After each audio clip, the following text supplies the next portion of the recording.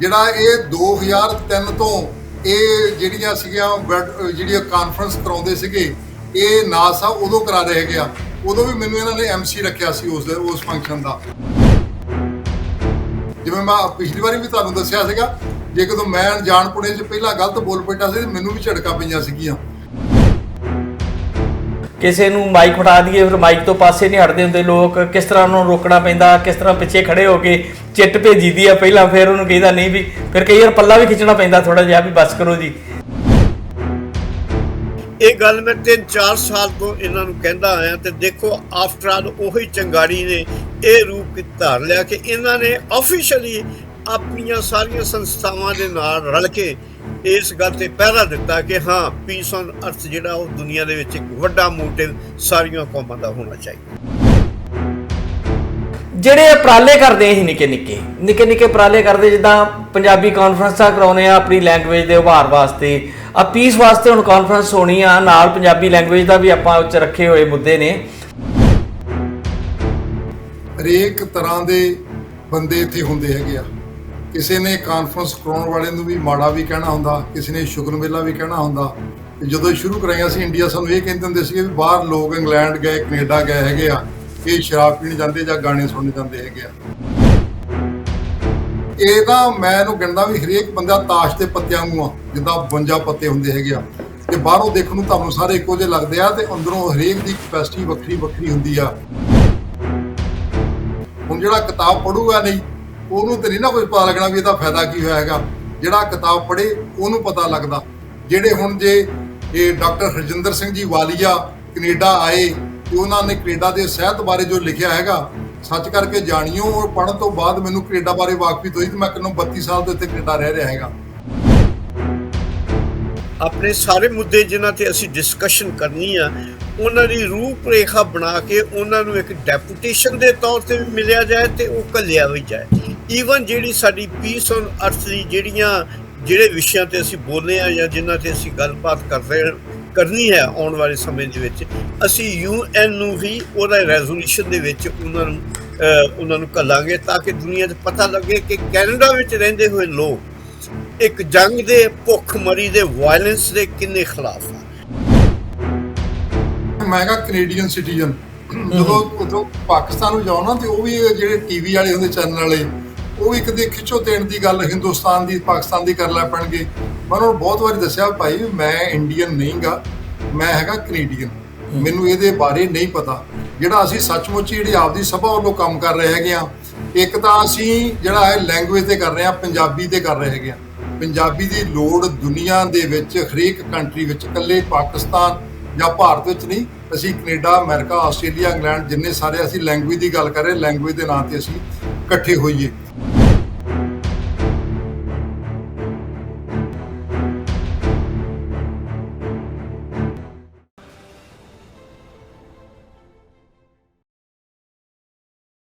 ਤੁਸੀਂ ਵੇਖ ਰਹੇ ਹੋ TV ਪੰਜਾਬੀ ਦੁਨੀਆ, ਮੇਰੀ ਧਰਤੀ ਮੇਰੇ ਲੋਕ ਸ਼ੋਅ ਲੈ ਕੇ ਅਸੀਂ ਤੁਹਾਡੀ ਸੇਵਾ 'ਚ ਹਾਜ਼ਰ ਹੋ ਗਏ ਜੀ। ਮੇਰੇ ਨਾਲ ਜੁੜ ਗਏ ਨੇ ਸਾਡੇ ਟੋਰਾਂਟੋ ਦੇ ਵੱਡੇ ਵਿਦਵਾਨ ਡਾਕਟਰ ਸੋਲਮਨ ਨਾਜ, ਤੇ ਅੱਜ ਕੱਲ੍ਹ ਡਾਕਟਰ ਅਜਾਇਬ ਸਿੰਘ ਚੱਠਾ, ਵੈਸੇ ਐਡਵੋਕੇਟ ਨੇ, ਡਾਕਟਰ ਚੱਠਾ ਵੀ ਕਹੀਏ ਤਾਂ ਠੀਕ ਹੈ ਜੀ। ਸੋ ਮੈਂ ਦੋਨਾਂ ਹੀ ਆਪਣੇ ਮਹਿਮਾਨਾਂ ਦਾ ਕਰਦਾ ਜੀ ਸਵਾਗਤ। ਜੀ ਆਇਆਂ ਨੂੰ ਡਾਕਟਰ ਸਾਹਿਬ, ਤੁਹਾਡਾ ਬਹੁਤ ਬਹੁਤ ਸਵਾਗਤ। ਬਹੁਤ ਬਹੁਤ ਧੰਨਵਾਦ ਜੀ, ਥੈਂਕ ਯੂ। ਮਿਹਰਬਾਨੀ ਜੀ। ਮੈਂ ਕਿਹਾ ਦੋ ਡਾਕਟਰ ਤੇ ਹਰਜੀਤ ਸਿੰਘ ਗਿੱਲ ਹੋਸਟ, ਅਨਪੜ੍ਹ ਜਿਹਾ ਬੰਦਾ ਵਿੱਚ, ਦੇਖਦੇ ਆ ਕਿੱਦਾਂ ਗੱਲਬਾਤ ਅੱਜ ਹੁੰਦੀ ਆ ਵਿਦਵਾਨਾਂ ਨਾਲ। ਕਰ ਲਓ ਜੀ ਗੱਲ। ਤੁਹਾਡੇ ਕੋਲ ਡਿਗਰੀ ਆਨਰੇਰੀ ਆ, ਤੁਹਾਡੇ ਕੋਲ ਅਸਲੀ ਆ। ਜਿੰਨੇ ਤੁਸੀਂ ਇੰਜੀਨੀਅਰ ਹੋ, ਜਿੰਨੇ ਤੁਸੀਂ ਕੰਮ ਕਰਦੇ, ਇੰਨਾ ਕੋਈ ਨਹੀਂ ਕਰਦਾ ਜਿੰਨਾ ਤੁਸੀਂ ਲਾਈਟ ਰਹਿ ਕੇ ਇੰਟਰਵਿਊ ਵਗੈਰਾ ਕਰਦੇ ਹੋ। ਤੁਹਾਡੀ ਇਹ ਵਿਸ਼ੇਸ਼ਤਾ ਵਾ ਤੇ ਵਿਲੱਖਣਤਾ ਵੀ ਆ, ਹਰੇਕ ਨੂੰ ਪਤਾ। ਡਾਕਟਰ ਸਾਹਿਬ, ਆਪਣੇ ਚੱਠਾ ਸਾਹਿਬ, ਤੁਹਾਨੂੰ ਯਾਦ ਹੈ ਜਦੋਂ, ਹਾਂਜੀ, ਮੈਂ ਤੁਹਾਨੂੰ ਇੱਕ ਗੱਲ ਕਹਿਣਾ ਚਾਹੁੰਦਾ, ਇਹ ਹੈ ਕਿ ਮੈਂ ਜਦੋਂ ਆਪਣੀ ਸਿਲੈਕਸ਼ਨ ਕਰਦਾ ਨਾ ਦੋਸਤਾਂ ਦੀ, ਤੇ ਇੱਥੇ ਕਿੰਨੇ ਹੀ ਡਜ਼ਨਸ ਮੇਰੇ ਦੋਸਤ ਆ ਗਏ, ਪਰ ਉਹਨਾਂ 'ਚ ਜਿਹੜਾ ਦਰਜਾ ਹਰਜੀਤ ਦਾ, ਉਹ ਹਰਜੀਤ ਦਾ ਹੀ ਹੈ। ਚਲੋ, ਮੈਨੂੰ ਇੱਕ ਗੱਲ ਯਾਦ ਆ ਰਹੀ, ਮੈਂ ਕਰਨ ਲੱਗਾ ਸੀ ਚੱਠਾ ਸਾਹਿਬ ਨਾਲ ਸਾਂਝੀ। ਜਦੋਂ ਪਹਿਲੀ ਕਾਨਫਰੰਸ ਕਰਾਈ ਸੀ ਨਾ, ਪੰਜਾਬੀ ਕਾਨਫਰੰਸ, ਜਦੋਂ ਸਰ ਦਰਸ਼ਨ ਸਿੰਘ ਜੀ ਵੀ ਹੁੰਦੇ ਸੀਗੇ ਅੱਜ ਦਰਮਿਆਨ, ਤੇ ਸਾਡੇ ਕੋਲ ਬੜੇ ਵੱਡੇ ਨਾਮੀ ਇੱਕ ਗੀਤਕਾਰ ਇੱਥੇ ਆਏ ਸੀਗੇ। ਪਿਛਲੀ ਵਾਰ ਵੀ ਉਹਨਾਂ ਦਾ ਨਾਂ ਲਿਆ ਸੀ ਮੈਂ ਉਹਦਾ। ਉਹਨਾਂ ਨੇ ਇੱਕ ਕਵਿਤਾ ਬਾਰ-ਬਾਰ ਸੁਣਾਈ ਸੀ, ਉਹਦੇ ਵਿੱਚ ਸੀਗਾ ਕਿ ਮੈਂ ਤੇਰਾ ਸਨਮਾਨ ਕਰੂੰਗਾ, ਤੂੰ ਮੇਰਾ ਸਨਮਾਨ ਕਰੀ। ਤੇ ਉਹ ਕਵਿਤਾ ਮੈਨੂੰ ਯਾਦ ਹੈ, ਬੜੀ ਵਧੀਆ ਸੀ ਕਵਿਤਾ। ਤੇ ਮੈਂ ਚੱਠਾ ਸਾਹਿਬ ਦੀ ਥੋੜੀ ਸਿਫਤ ਕੀਤੀ, ਉਹ ਮੇਰੀ ਕਰਨ ਲੱਗੇ। ਇੱਕ ਦੂਜੇ ਦੀਆਂ ਸਿਫਤਾਂ ਨੇ ਕਰੀਏ, ਆਪਾਂ ਪ੍ਰੋਗਰਾਮ ਸ਼ੁਰੂ ਕਰੀਏ। ਤੇ ਪ੍ਰੋਗਰਾਮ ਦੀ ਪਹਿਲਾਂ ਤਾਂ ਚੱਠਾ ਸਾਹਿਬ ਤੁਹਾਡੇ ਵੱਲ ਆਉਨੇ ਆ, ਰੂਪਰੇਖਾ ਦੱਸੋ ਜਿਹੜਾ ਆਪਾਂ ਇੱਕ ਤੁਸੀਂ ਆਰੰਭਿਆ। ਵੈਸੇ ਤਾਂ ਹੁਣ ਸਮਾਗਮ, ਮੇਰੇ ਖਿਆਲ ਸਮਾਗਮ ਤੇ ਚੱਠਾ ਸਾਹਿਬ ਦੋ ਬਦਲਵੇਂ ਨਾਂ ਹੋ ਗਏ। ਜਿੱਦਾਂ ਕਈ ਸਮਿਆਂ 'ਚ ਜੱਸੋਵਾਲੀ ਦੀ ਹੁੰਦੇ ਸੀ ਨਾ ਜੀ, ਜਿੱਥੇ ਕਿਤੇ ਵੀ ਪੰਜਾਬ 'ਚ ਕੋਈ ਸੱਭਿਆਚਾਰਕ ਪ੍ਰੋਗਰਾਮ ਹੋਵੇ ਤੇ ਜੱਸੋਵਾਲ ਦੀ ਹਾਜ਼ਰੀ ਨਾ ਹੋਵੇ ਤੇ ਉਹ ਸੰਪੂਰਨ ਨਹੀਂ ਸੀ ਗਿਣਿਆ ਜਾਂਦਾ। ਤੇ ਹੁਣ ਤੇ ਸਾਲ 'ਚ ਮੈਨੂੰ ਲੱਗਦਾ 10-15 ਪ੍ਰੋਗਰਾਮ ਚੱਠਾ ਸਾਹਿਬ ਤੁਹਾਡੀ ਟੀਮ ਵੱਲੋਂ ਕਰਾਉਣੇ ਸ਼ੁਰੂ ਹੋ ਗਏ ਜੀ, ਲੱਗਦਾ। ਮਿਹਰਬਾਨੀ ਜੀ। ਪ੍ਰੋਗਰਾਮ ਤੁਹਾਡਾ, ਤੁਸੀਂ ਤਾਂ ਮੈਨੂੰ ਸਿਰਫ ਇੱਕ ਨਾਲ ਆਪਦੇ ਸਹਾਇਕ ਹੀ ਰੱਖਿਆ ਹੋਇਆ, ਵੀ ਅਸਿਸਟੈਂਟ ਤੌਰ ਤੇ ਰੱਖਿਆ, ਵੀ ਤੁਹਾਡੀ ਮੈਂ ਹੈਲਪ ਕਰ ਰਿਹਾ ਹੈਗਾ ਵਾਂ। ਤੇ ਜਿਹੜਾ ਇਹ ਸਮਾਗਮ ਹੈਗਾ ਉਹ ਮੇਰੇ ਦਿਲ ਦੇ ਬਹੁਤ ਨੇੜੇ ਹੈਗਾ, ਕਿਉਂਕਿ ਸਭ ਤੋਂ ਪਹਿਲਾਂ ਫੰਕਸ਼ਨ ਤੇ ਇਹ ਮੇਰੇ ਗੁਰੂ ਜੀ ਨੇ ਰੱਖਿਆ, ਪੀਸ ਔਨ ਅਰਥ ਆਰਗੇਨਾਈਜੇਸ਼ਨ, ਜਿਹੜਾ ਇਹ 2003 ਤੋਂ ਇਹ ਜਿਹੜੀਆਂ ਸੀਗੀਆਂ ਜਿਹੜੀਆਂ ਕਾਨਫਰੰਸ ਕਰਾਉਂਦੇ ਸੀਗੇ, ਇਹ ਨਾ ਸਾਹਿਬ ਉਦੋਂ ਕਰਾ ਰਹੇ ਹੈਗੇ ਆ। ਉਦੋਂ ਵੀ ਮੈਨੂੰ ਇਹਨਾਂ ਨੇ MC ਰੱਖਿਆ ਸੀ ਉਸ ਫੰਕਸ਼ਨ ਦਾ। ਅੱਜ ਕਰਾਉਂਦੇ 14ਵੀਂ ਜਿਹੜੀ ਆ ਵਿਸ਼ਵ ਪੰਜਾਬੀ ਕਾਨਫਰੰਸ ਕਰਾ ਰਹੇ ਹੈਗੇ ਆ। ਇਹ 2003 ਵਿੱਚ ਵੀ ਉੱਥੇ ਸੀਗਾ ਤੇ ਅੱਜ ਵੀ ਉਸੇ ਜੀ ਆ, ਸਤਕਾਰ ਬੈਂਕਟ ਹਾਲ ਮਿਸੀਸਾਗਾ, ਜਿਹੜਾ ਡੈਰੀ ਤੇ ਟੌਰ ਬ੍ਰਹਮ ਦੇ ਕਾਰਨਰ ਤੇ ਲਾਗੇ ਹੈਗਾ ਵਾ। ਉਸ ਥਾਂ ਤੇ ਇਹ ਜਿਹੜਾ ਕਾਨਫਰੰਸ ਹੋ ਰਹੀ ਹੈਗੀ ਆ, 14ਵੀਂ ਵਿਸ਼ਵ ਪੰਜਾਬੀ ਕਾਨਫਰੰਸ, ਜਿਹਦੇ ਵਿੱਚ ਆਲਰੇਡੀ ਵਿਦਵਾਨ, ਵੱਡੇ ਵਿਦਵਾਨ ਜਿਨ੍ਹਾਂ ਨੇ ਸਕਾਲਰਾਂ ਨੇ ਇਸ ਭਾਸ਼ਣ ਦੇਣੇ ਹੁੰਦੇ ਆ, ਖੋਜ ਪੱਤਰ ਦੇਣੇ ਹੁੰਦੇ ਹੈਗੇ ਆ, ਉਹ ਪਹੁੰਚ ਚੁੱਕੇ ਹੈਗੇ ਆ। ਦੂਜਾ ਇੱਥੇ ਗੱਲਾਂ ਜਿਹੜੀਆਂ ਮੁੱਦਾ ਵਿਸ਼ਾ ਦਿੱਤਾ ਹੈਗਾ, ਉਹ ਵਿਸ਼ੇ ਤੇ ਹੀ ਗੱਲਾਂ ਕਰਦੇ ਹੈਗੇ ਆ। ਨਾ ਸਾਹਿਬ ਨੇ ਅੱਜ ਤੱਕ ਵਿਸ਼ੇ ਤੋਂ ਬਾਹਰ ਕਿਸੇ ਨੂੰ ਗੱਲ ਨਹੀਂ ਕਰਨ ਦਿੱਤੀ। ਜਿਵੇਂ ਮੈਂ ਪਿਛਲੀ ਵਾਰੀ ਵੀ ਤੁਹਾਨੂੰ ਦੱਸਿਆ ਸੀਗਾ, ਜੇ ਕਦੋਂ ਮੈਂ ਅਣਜਾਣਪੁਣੇ 'ਚ ਪਹਿਲਾਂ ਗਲਤ ਬੋਲ ਪੈਟਾ ਸੀ ਤੇ ਮੈਨੂੰ ਵੀ ਝੜਕਾਂ ਪਈਆਂ ਸੀਗੀਆਂ। ਤੇ ਅੱਜ ਤੱਕ ਜਿੰਨੀਆਂ ਵੀ ਜਦੋਂ ਨਾ ਸਾਹਿਬ ਗੱਲ ਕਰਦੇ ਹੈਗੇ ਆ, ਜਿਹੜਾ ਆਪਦਾ ਵਿਸ਼ਾ ਦਿੱਤਾ ਹੁੰਦਾ ਇਹਦੇ ਟਾਈਮ ਦੇ ਵਿੱਚ ਹੀ ਕਰਾਉਂਦੇ ਆ। ਜਿੰਨਾ ਕੁਝ ਮੈਂ ਸਿੱਖਿਆ ਹੈਗਾ, ਜਿੰਨੀਆਂ ਤੁਸੀਂ ਮੇਰੀਆਂ ਸਿਫਤਾਂ ਕਰਦੇ ਹੋ ਤੇ ਮੇਰੇ ਗੁਰੂ ਸਾਹਿਬ ਦੀਆਂ ਸਿਫਤਾਂ ਹੁੰਦੀਆਂ ਹੈਗੀਆਂ। ਅੱਛਾ ਚੱਠਾ ਸਾਹਿਬ, ਹਾਂਜੀ, ਇਹਨਾਂ ਦਾ ਸਿਖਾਇਆ ਬੋਲ ਰਿਹਾ ਹੈਗਾ। ਚੱਠਾ ਸਾਹਿਬ ਇੱਕ ਥੋੜਾ ਜਿਹਾ ਡੇਟ ਤੇ ਦਿਨ ਦਾ ਨਾਂ ਇੱਕ ਵਾਰੀ ਦੱਸ ਦਿਓ। ਸਤਕਾਰ ਬੈਂਕਟ ਹਾਲ ਵੈਨਿਊ ਤੇ ਸਾਡੇ ਜਿਹੜੇ ਦਰਸ਼ਕ ਨੇ ਉਹਨਾਂ ਤੱਕ ਪਹੁੰਚ ਗਿਆ, ਤੇ ਇਹ ਕੀ ਖੁੱਲਾ ਸੱਦਾ ਆ ਜਾਂ ਕੋਈ ਕਾਰਡ ਤੇ ਸੱਦਾ, ਇਹਦੇ ਬਾਰੇ ਵੀ ਜਾਣਕਾਰੀ ਜਿਹੜੀ ਆਪਾਂ ਦੇ ਦਈਏ ਤਾਂ ਕਿ ਸਾਡੇ ਦਰਸ਼ਕਾਂ ਨੂੰ ਕੋਈ ਭੁਲੇਖਾ ਨਾ ਰਵੇ। 21 ਅਕਤੂਬਰ ਫਰਾਈਡੇ ਵਾਲਾ ਦਿਨ ਜਿਹੜੀ ਸਟਾਰਟਿੰਗ ਹੋਊਗੀ 3 ਵਜੇ ਹੋਊਗੀ। ਖੁੱਲਾ ਸੱਦਾ, ਪਰ ਛੋਟੇ ਬੱਚੇ ਉੱਥੇ ਨਹੀਂ ਆ ਸਕਦੇ, ਕਿਉਂਕਿ ਛੋਟੇ ਬੱਚੇ ਜੇ ਆਉਂਦੇ ਹੈਗੇ ਤਾਂ ਉਹਨਾਂ ਡਿਸਟਰਬੈਂਸ ਹੀ ਕ੍ਰੀਏਟ ਹੁੰਦੀ ਹੈਗੀ ਆ। ਕਿ ਜਦੋਂ ਕਾਨਫਰੰਸ ਹੁੰਦੀਆਂ ਹੈਗੀਆਂ ਵਾ, ਉਦੋਂ ਵਿਦਵਾਨਾਂ ਨੇ ਆਪਣੇ ਵਿਚਾਰ ਦੇਣੇ ਹੁੰਦੇ ਆ, ਰਾਏ ਬਣ ਕੇ ਉੱਥੇ ਮਤੇ ਪਾਸ ਹੋਣੇ ਹੁੰਦੇ ਹੈਗੇ ਆ। ਅਸੀਂ ਕਦੀ ਇਹ ਨਹੀਂ ਆਪਦੀਆਂ ਕਾਨਫਰੰਸ ਦਾ ਕਿਹਾ ਵੀ ਛੋਟੇ ਬੱਚੇ ਉੱਥੇ ਆਓ, ਕਿਉਂਕਿ ਛੋਟੇ ਬੱਚਿਆਂ ਦੇ ਲਈ ਪ੍ਰੋਗਰਾਮ ਹੈਗਾ ਵਾ, ਪਰ ਇਹ ਵਿਦਵਾਨਾਂ ਨੇ ਆਪਣੇ ਵਿਚਾਰ ਦੇਣੇ ਆ ਤੇ ਉਦੋਂ ਬਾਅਦ ਵਿੱਚੋਂ ਮਤੇ ਲਾਗੂ ਕਰਨੇ ਆ। ਬੱਚੇ ਅਲਾਉਡ ਨਹੀਂਗੇ।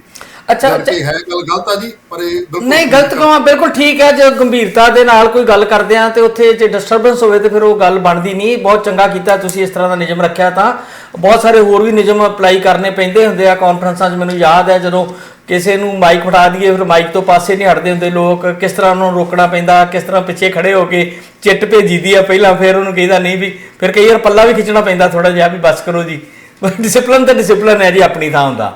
ਤੇ ਮੈਨੂੰ ਇੱਕ ਥੋੜਾ ਦੱਸ ਦਿਓ ਕਿ ਇੱਕ ਤੇ 14ਵੀਂ ਕਾਨਫਰੰਸ ਪੰਜਾਬੀ ਨਾਲ ਤੇ ਆਪਾਂ ਸੰਬੰਧਿਤ ਹੈਗੇ ਆ, ਉਹ ਤੇ ਕਰਨਾ ਹੀ ਆ। ਮੈਂ ਡਾਕਟਰ ਸਾਹਿਬ ਕੋਲ ਬਾਅਦ 'ਚ ਜਾਊਂਗਾ, ਤੁਹਾਡੇ ਕੋਲ ਇਹ ਪੁੱਛਣਾ ਚਾਹੁੰਦਾ ਵੀ ਇਸ ਵਾਰ ਦਾ ਜਿਹੜਾ ਇਹ ਪ੍ਰੋਗਰਾਮ ਹੈ ਵਿਸ਼ੇਸ਼ ਤੌਰ ਤੇ ਦੀ ਮਹੱਤਤਾ ਜਿੱਦਾਂ ਆ ਕਿ ਡਾਕਟਰ ਨਾਜ਼ਰਾਂ ਦਾ ਇੱਕ ਸਨਮਾਨ ਵੱਡਾ ਰੱਖਿਆ ਗਿਆ, ਉਹਦੇ ਬਾਰੇ ਥੋੜੀ ਜਿਹੀ ਜਾਣਕਾਰੀ ਵੀ ਦਿਓ ਸਾਨੂੰ। ਪਹਿਲੇ ਜਿਹੜੇ ਵਿਸ਼ੇ ਹੈਗੇ ਆ ਜੀ, ਕਾਨਫਰੰਸ ਦੇ ਵਿਸ਼ੇ ਜਿਹੜੇ ਹੈਗੇ ਆ, ਉਹ ਜਿਹੜੇ ਬੇਲੋੜੇ ਯੁੱਧ, ਸ਼ਾਂਤੀ ਚਾਹੀਦੀ ਆ, ਉਹਨਾਂ ਦੇ ਬਾਰੇ ਆ ਪਹਿਲਾ ਪਾਰਟ। ਜਿਹੜਾ ਦੂਸਰਾ ਪਾਰਟ ਹੈਗਾ ਵਾ, ਉਹ ਮੈਂ ਕਹਿੰਦਾ ਗੁਰੂਦੇਵ। ਅੱਛਾ ਜੀ। ਗੁਰੂਦੇਵ ਦੇ ਨਾਂ ਤੇ ਕਿਤਾਬ ਛਪ ਕੇ ਮੇਰੇ ਕੋਲ ਆ ਚੁੱਕੀ ਹੈਗੀ ਆ। ਉਸ ਦਿਨ ਅਸੀਂ ਇਹ ਗੁਰੂਦੇਵ ਜਿਹੜੀ ਕਿਤਾਬ ਹੈਗੀ ਆ ਰਿਲੀਜ਼ ਵੀ ਕਰਾਂਗੇ। ਤੇ ਇਹਦੇ ਬਾਰੇ ਜਿਹੜਾ ਬੰਦਿਆਂ ਨੇ, ਜਿਹੜੇ ਵਿਦਵਾਨਾਂ ਨੇ ਇਹਨਾਂ ਦੇ ਬਾਰੇ ਲਿਖਿਆ ਹੈਗਾ ਵਾ, ਉਹ ਕਿਤਾਬ ਦੇ ਵਿੱਚ ਜਿਹੜਾ ਕਲਮਬੰਦ ਕੀਤਾ ਹੈ, ਉਹ 'ਚ ਆਪ ਜੀ ਦਾ ਵੀ ਆਪ ਜੀ ਦੀ ਵੀ ਰਾਏ ਉਹਦੇ ਵਿੱਚ ਹੈਗੀ ਆ, ਓਂਕਾਰਪ੍ਰੀਤ ਜੀ ਦੀ ਵੀ ਆ, DB ਸਿੰਘ ਡਾਕਟਰ ਸਾਹਿਬ ਉਹਨਾਂ ਦੀ ਵੀ ਹੈਗੀ ਆ।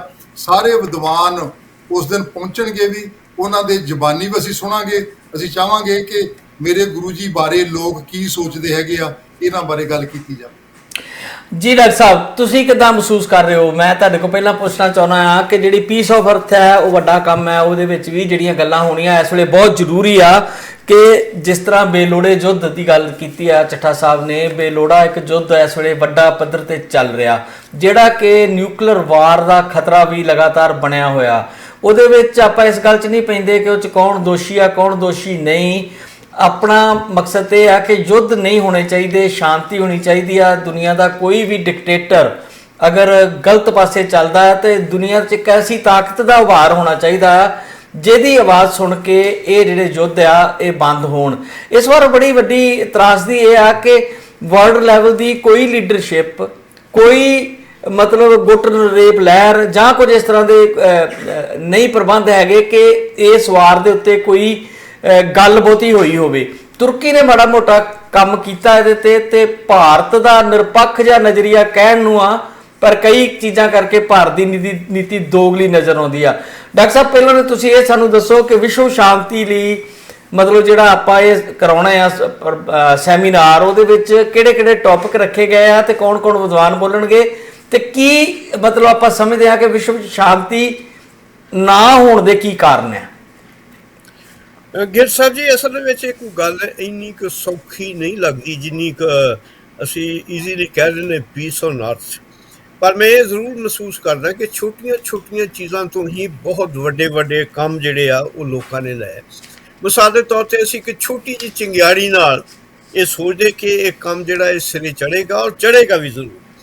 ਔਰ ਮੈਂ ਇਹ ਵੀ ਮਹਿਸੂਸ ਕਰਦਾ ਕਿ ਦੁਨੀਆ ਦੇ ਵਿੱਚ ਤੁਸੀਂ ਅੰਦਾਜ਼ਾ ਲਾਓ ਕਿ ਹਰ ਪੁਲਿਸ ਤੋਂ ਲੈ ਕੇ ਤਾਂ ਮਹਾਭਾਰਤ ਤੇ ਰਾਮਾਇਣਾ ਤੱਕ ਦੀਆਂ ਜਿਹੜੀਆਂ ਇਤਿਹਾਸਕ ਜੰਗਾਂ ਉਹ ਕਿੰਨੀਆਂ ਹੋਈਆਂ, ਪਰ ਉਹ ਜੰਗਾਂ ਜਿਹੜੀਆਂ ਉਹ ਐਂਡ ਨਹੀਂ ਉਹਨਾਂ ਦਾ ਹੋਇਆ।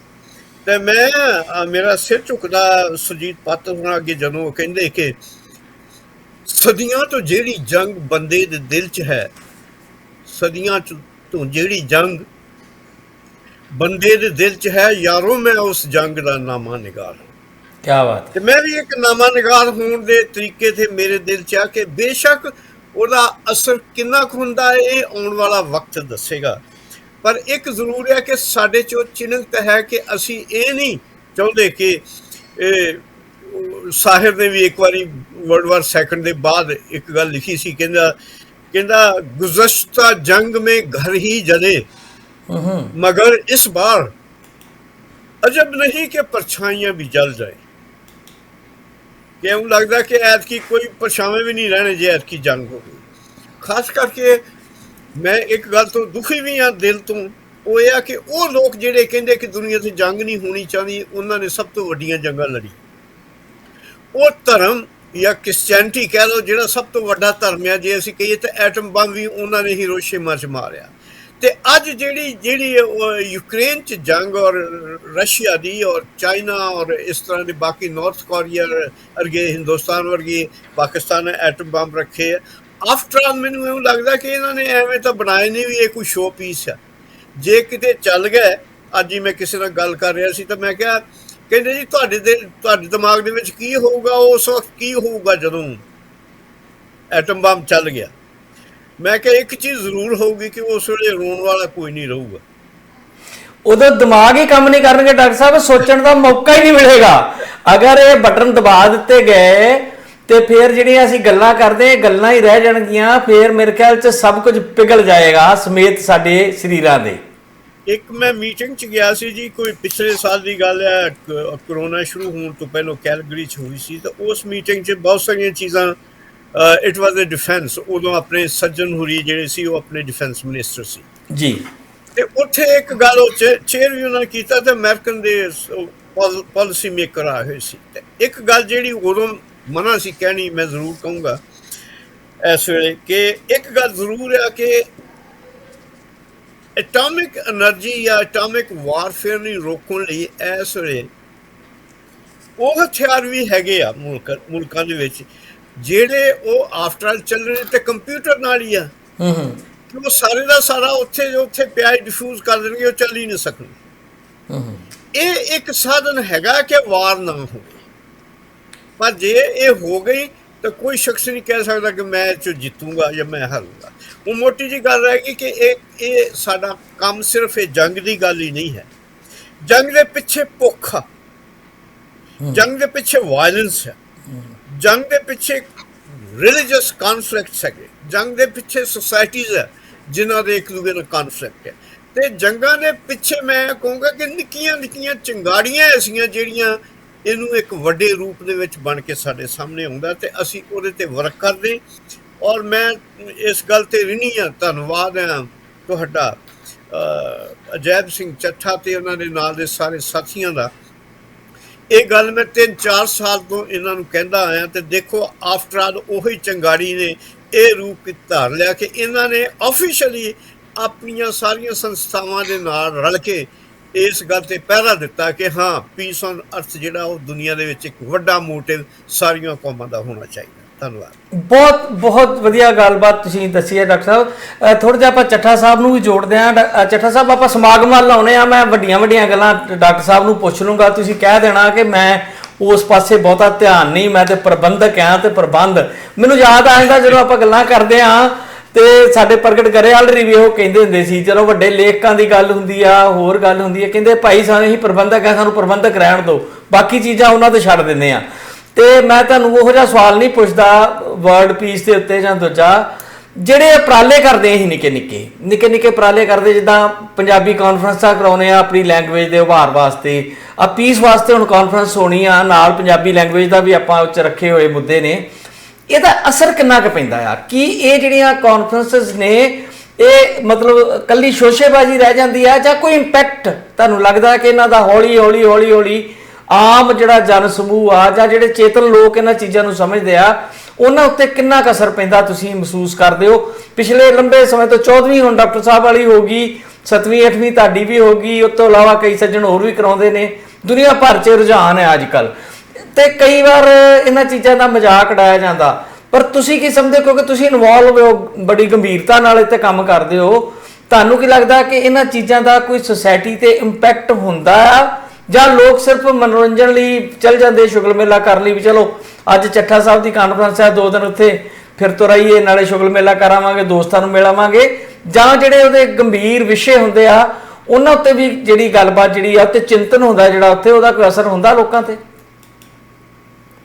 ਹਰੇਕ ਤਰ੍ਹਾਂ ਦੇ ਬੰਦੇ ਇੱਥੇ ਹੁੰਦੇ ਹੈਗੇ ਆ। ਕਿਸੇ ਨੇ ਕਾਨਫਰੰਸ ਕਰਾਉਣ ਵਾਲੇ ਨੂੰ ਵੀ ਮਾੜਾ ਵੀ ਕਹਿਣਾ ਹੁੰਦਾ, ਕਿਸੇ ਨੇ ਸ਼ੁਗਰ ਮੇਲਾ ਵੀ ਕਹਿਣਾ ਹੁੰਦਾ। ਤੇ ਜਦੋਂ ਸ਼ੁਰੂ ਕਰਾਈਆਂ ਸੀ ਇੰਡੀਆ, ਸਾਨੂੰ ਇਹ ਕਹਿੰਦੇ ਹੁੰਦੇ ਸੀ ਵੀ ਬਾਹਰ ਲੋਕ ਇੰਗਲੈਂਡ ਗਏ, ਕੈਨੇਡਾ ਗਏ ਹੈਗੇ ਆ, ਇਹ ਸ਼ਰਾਬ ਪੀਣ ਜਾਂਦੇ ਜਾਂ ਗਾਣੇ ਸੁਣਨ ਜਾਂਦੇ ਹੈਗੇ ਆ। ਤੇ ਮੈਂ ਉਦੋਂ ਵੀ ਉਹਨਾਂ ਨੂੰ ਕਿਹਾ ਸੀਗਾ ਵੀ ਕੋਈ ਇਹ ਨਸ਼ਾ ਜਿਹੜਾ ਹੈਗਾ ਇੰਡੀਆ 'ਚ ਬੈਨ ਆ? ਕਹਿੰਦੇ ਨਹੀਂ। ਉਹਨਾਂ ਦੇ ਨਾਲ $60-70 ਜੇ 60-70 ਹਜ਼ਾਰ ਰੁਪਈਆ ਲਾ ਕੇ ਟਿਕਟ ਲਾ ਕੇ ਜਾਂਦਾ ਹੈਗਾ ਵਾ। ਇਹ ਤਾਂ ਮੈਂ ਇਹਨੂੰ ਗਿਣਦਾ ਵੀ ਹਰੇਕ ਬੰਦਾ ਤਾਸ਼ ਦੇ ਪੱਤਿਆਂ ਵਾਂਗੂ ਆ, ਜਿੱਦਾਂ 52 ਪੱਤੇ ਹੁੰਦੇ ਹੈਗੇ ਆ, ਤੇ ਬਾਹਰੋਂ ਦੇਖਣ ਨੂੰ ਤੁਹਾਨੂੰ ਸਾਰੇ ਇੱਕੋ ਜਿਹੇ ਲੱਗਦੇ ਆ, ਤੇ ਅੰਦਰੋਂ ਹਰੇਕ ਦੀ ਕਪੈਸਿਟੀ ਵੱਖਰੀ ਹੁੰਦੀ ਆ। ਕੋਈ ਦੁੱਕੀ ਤਿੱਕੀ ਚੌਕੀ ਨੀਲਾ ਦੇਲਾ ਸਾਰੇ ਹੁੰਦੇ ਆ, ਚਾਰੇ ਹੀ ਦੁੱਕੀਆਂ ਹੁੰਦੀਆਂ ਤੇ ਚਾਰੇ ਹੀ ਬਾਦਸ਼ਾਹ ਹੁੰਦੇ ਹੈਗੇ ਆ। ਪਰ ਜਿਹੜੇ ਤਾਸ਼ ਖੇਡਦੇ ਉਹਨਾਂ ਨੂੰ ਪਤਾ ਹੈਗਾ ਕਈ ਵਾਰੀ ਦੁੱਕੀ ਜ਼ਿਆਦਾ ਕੰਮ ਦੇ ਜਾਂਦੀ ਹੈਗੀ ਆ। ਇਸ ਕਰਕੇ ਹਰੇਕ ਪੱਤੇ ਦੀ ਵੱਖਰੀ ਇੰਪੋਰਟੈਂਸ ਹੈਗੀ ਆ। ਇਹਨੂੰ ਮਾੜਾ ਵੀ ਕਹਿਣ ਵਾਲੇ ਤਾਂ ਤੁਸੀਂ ਦੱਸ ਦਿੱਤੇ ਹੈਗੇ ਆ, ਤੇ ਜਿਹੜੇ ਚੰਗਾ ਕਹਿਣ ਵਾਲੇ ਉਹਨਾਂ ਦਾ ਵੀ ਦੱਸ ਦਿਆ ਕਰੋ। ਮਾੜਾ ਕਹਿਣ ਵਾਲੇ ਵੱਧ ਤੋਂ ਵੱਧ 5% ਹੋਣੇ ਹੈਗੇ ਆ, ਤੇ 95% ਇਹਨੂੰ ਚੰਗਾ ਕਹਿਣ ਵਾਲੇ ਹੈਗੇ ਆ। ਜੇ ਉਹ ਚੰਗਾ ਕਹਿਣ ਵਾਲੇ ਨਾ ਹੁੰਦੇ ਅਸੀਂ ਬਹੁਤ ਚਿਰ ਜਿੱਕੇ ਪਹਿਲਾਂ ਹਟ ਗਏ ਹੁੰਦੇ। ਤੇ ਦੂਸਰੀ ਦੱਸਾਂ ਵੀ ਇਹਦਾ ਇੰਪੈਕਟ ਕੀ ਪੈਂਦਾ ਹੈਗਾ, ਤੇ ਮੇਰੇ ਗੁਰੂ ਜੀ ਇਹ ਕਹਿੰਦੇ ਆ ਵੀ ਤਲਾਬ ਦੇ ਪਾਣੀ ਦੇ ਵਿੱਚ ਇੱਕ ਇੱਟ ਤੁਸੀਂ ਸੁੱਟਦੇ ਹੋ, ਉਹ ਸ਼ਾਇਦ ਪਾਣੀ ਦੇ ਬਾਹਰ ਨਹੀਂ ਸਾਰਾ ਬਾਹਰ ਜਾਂਦਾ, ਪਰ ਉਹ ਵਾਈਬ੍ਰੇਸ਼ਨ ਜੀ, ਹਲਚਲ ਜੀ ਜ਼ਰੂਰ ਮਚਾਉਂਦੇ ਹੈਗੇ ਆ। ਜੇ ਕਾਨਫਰੰਸਾਂ ਕਰਦੇ ਹੈਗੇ ਆ ਤੇ ਤਾਂਹੀਓ ਇਹ ਨੈਤਿਕਤਾ ਦਾ ਸਬਜੈਕਟ ਜਿਹੜਾ ਚਾਲੂ ਹੋਇਆ, ਸ਼ੁਰੂ ਹੋਇਆ। ਹੁਣ ਅਸੀਂ ਉਹ ਕਾਇਦਾ ਨੂਰ ਦਾ ਕੰਮ ਜੇ ਸ਼ੁਰੂ ਵੀ ਕੀਤਾ ਤੇ ਉਹਨੂੰ ਸਿਰੇ ਵੀ ਲਾਇਆ, ਜੋ ਮਹਾਰਾਜਾ ਰਣਜੀਤ ਸਿੰਘ ਦੇ ਮੁਤਾਬਕ ਸੀਗਾ। ਮੇਰੇ ਖਿਆਲ ਵਿੱਚ ਇਹਨਾਂ ਕਾਨਫਰੰਸਾਂ ਦਾ ਬਹੁਤ ਵੱਡਾ ਇੰਪੈਕਟ ਇਸ ਪੈਂਦਾ ਹੈਗਾ ਵੀ ਵੱਡੇ ਜੋ ਸਾਹਿਤਕਾਰ ਆਉਂਦੇ ਆ, ਇਕੱਠੇ ਹੋ ਕੇ ਬਹਿੰਦੇ ਹੈਗੇ ਆ, ਉਹਨਾਂ ਦੇ ਆਪਦੇ ਗਿਆਨ ਵਿੱਚ ਵਾਧਾ ਹੁੰਦਾ ਤੇ ਵਧੀਆ ਸਾਹਿਤ ਲਿਖਿਆ ਜਾਂਦਾ ਹੈਗਾ। ਹੁਣ ਜਿਹੜਾ ਕਿਤਾਬ ਪੜ੍ਹੂਗਾ ਨਹੀਂ, ਉਹਨੂੰ ਤੇ ਨਹੀਂ ਨਾ ਕੁਝ ਪਤਾ ਲੱਗਣਾ ਵੀ ਇਹਦਾ ਫਾਇਦਾ ਕੀ ਹੋਇਆ ਹੈਗਾ। ਜਿਹੜਾ ਕਿਤਾਬ ਪੜ੍ਹੇ ਉਹਨੂੰ ਪਤਾ ਲੱਗਦਾ। ਜਿਹੜੇ ਹੁਣ ਜੇ ਇਹ ਡਾਕਟਰ ਹਰਜਿੰਦਰ ਸਿੰਘ ਜੀ ਵਾਲੀਆ ਕੈਨੇਡਾ ਆਏ ਤੇ ਉਹਨਾਂ ਨੇ ਕੈਨੇਡਾ ਦੇ ਸਾਹਿਤ ਬਾਰੇ ਜੋ ਲਿਖਿਆ ਹੈਗਾ, ਸੱਚ ਕਰਕੇ ਜਾਣੀਓ, ਉਹ ਪੜ੍ਹਨ ਤੋਂ ਬਾਅਦ ਮੈਨੂੰ ਕੈਨੇਡਾ ਬਾਰੇ ਵਾਕਫੀਅਤ ਹੋਈ ਤੇ ਮੈਂ ਕਿੰਨੋਂ 32 ਸਾਲ ਤੋਂ ਇੱਥੇ ਕੈਨੇਡਾ ਰਹਿ ਰਿਹਾ ਹੈਗਾ। ਜਦੋਂ ਵਿਦਵਾਨ ਆਉਂਦੇ ਹੈਗੇ ਆ, ਵਧੀਆ ਸਾਹਿਤ ਲਿਖਦੇ ਆ, ਉਹਦਾ ਸਮਾਜ ਨੂੰ ਫਾਇਦਾ ਹੁੰਦਾ ਹੈ ਜੀ।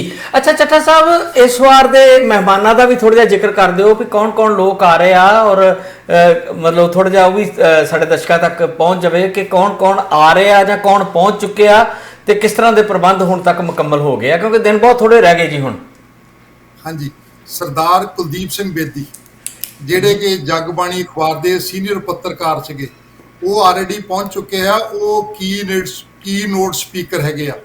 ਤੇ ਉਦੋਂ ਗੁਰਵਿੰਦਰ ਸਿੰਘ ਧਮੀਜਾ ਸਾਹਿਬ ਜਿਹੜੇ ਕਿ ਹਰਿਆਣਾ ਪੰਜਾਬੀ ਸਾਹਿਤ ਅਕੈਡਮੀ ਦੇ ਡਿਪਟੀ ਚੇਅਰਮੈਨ ਹੈਗੇ ਆ, ਉਹ 20 ਤਰੀਕ ਨੂੰ ਆ ਰਹੇ ਆ। ਉਹਨਾਂ ਦੀ ਕਨਫਰਮੇਸ਼ਨ ਮੇਰੇ ਕੋਲ ਆ ਚੁੱਕੀ ਹੈਗੀ ਆ।